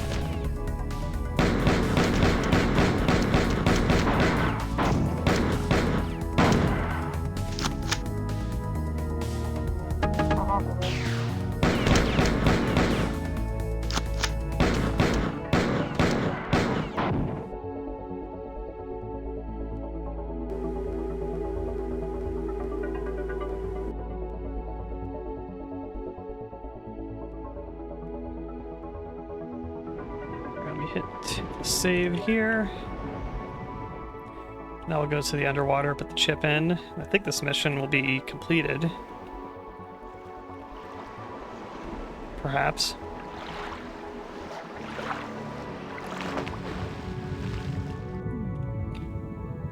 Let's go talk to Terminal.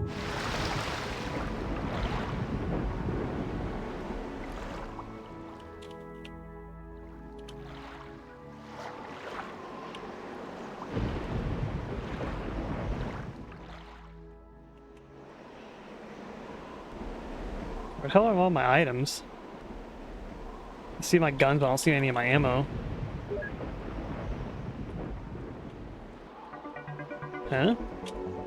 Can't interact with it. Oh, there we go.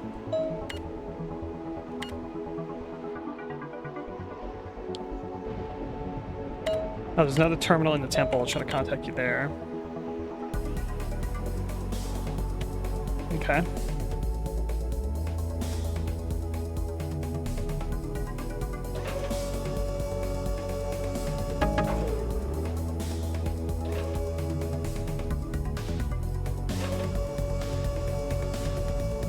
Probably up here.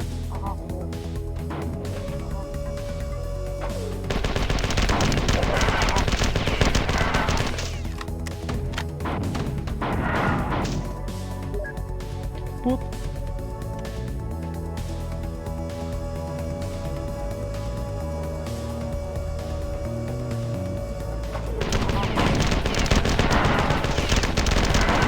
There's many enemies.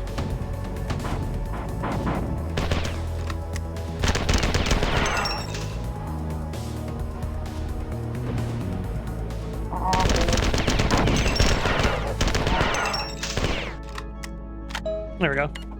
Earth's working as planned. Have successfully assumed control of the force defense probes. Berserk drones are causing great panic among the remaining board defenders. Let's press attack before they recover. Copy that. Alright. Some good music. Is this a save? Yes, it is. Okay. That'll give me a save on both sides, too.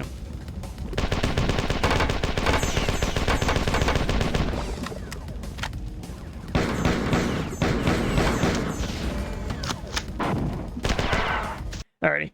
That's gonna be it for me today. But we beat Marathon 1, made some pretty good headway into Marathon 2. Cool.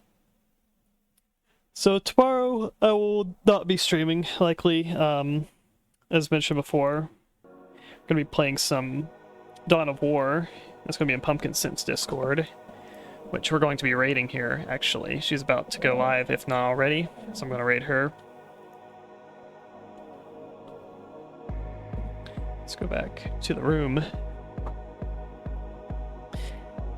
Alrighty. Thank you all for coming. Thanks for all the raids. We will catch you next time. We're going to raid Pumpkin Scent. If you have Dawn of War, I would invite you to, or even if you just want to hang out or whatever, tomorrow, around 6 o'clock, 7 o'clock, somewhere in that time range. We're going to play some Dawn of War 1.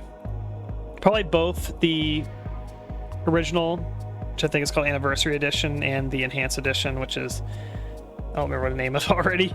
Let me see. Dawn of War Definitive Edition, yeah. I have both copies, and so just depending on what versions people have, we'll probably play both of them. But that's going to be it for me today. And if I do stream again, it will probably be a weekend stream, or will be next Thursday next week. But I hope you all have a good night. Looks like Pumpkin just went live. Let's raid her. Alrighty, we'll see you guys next time.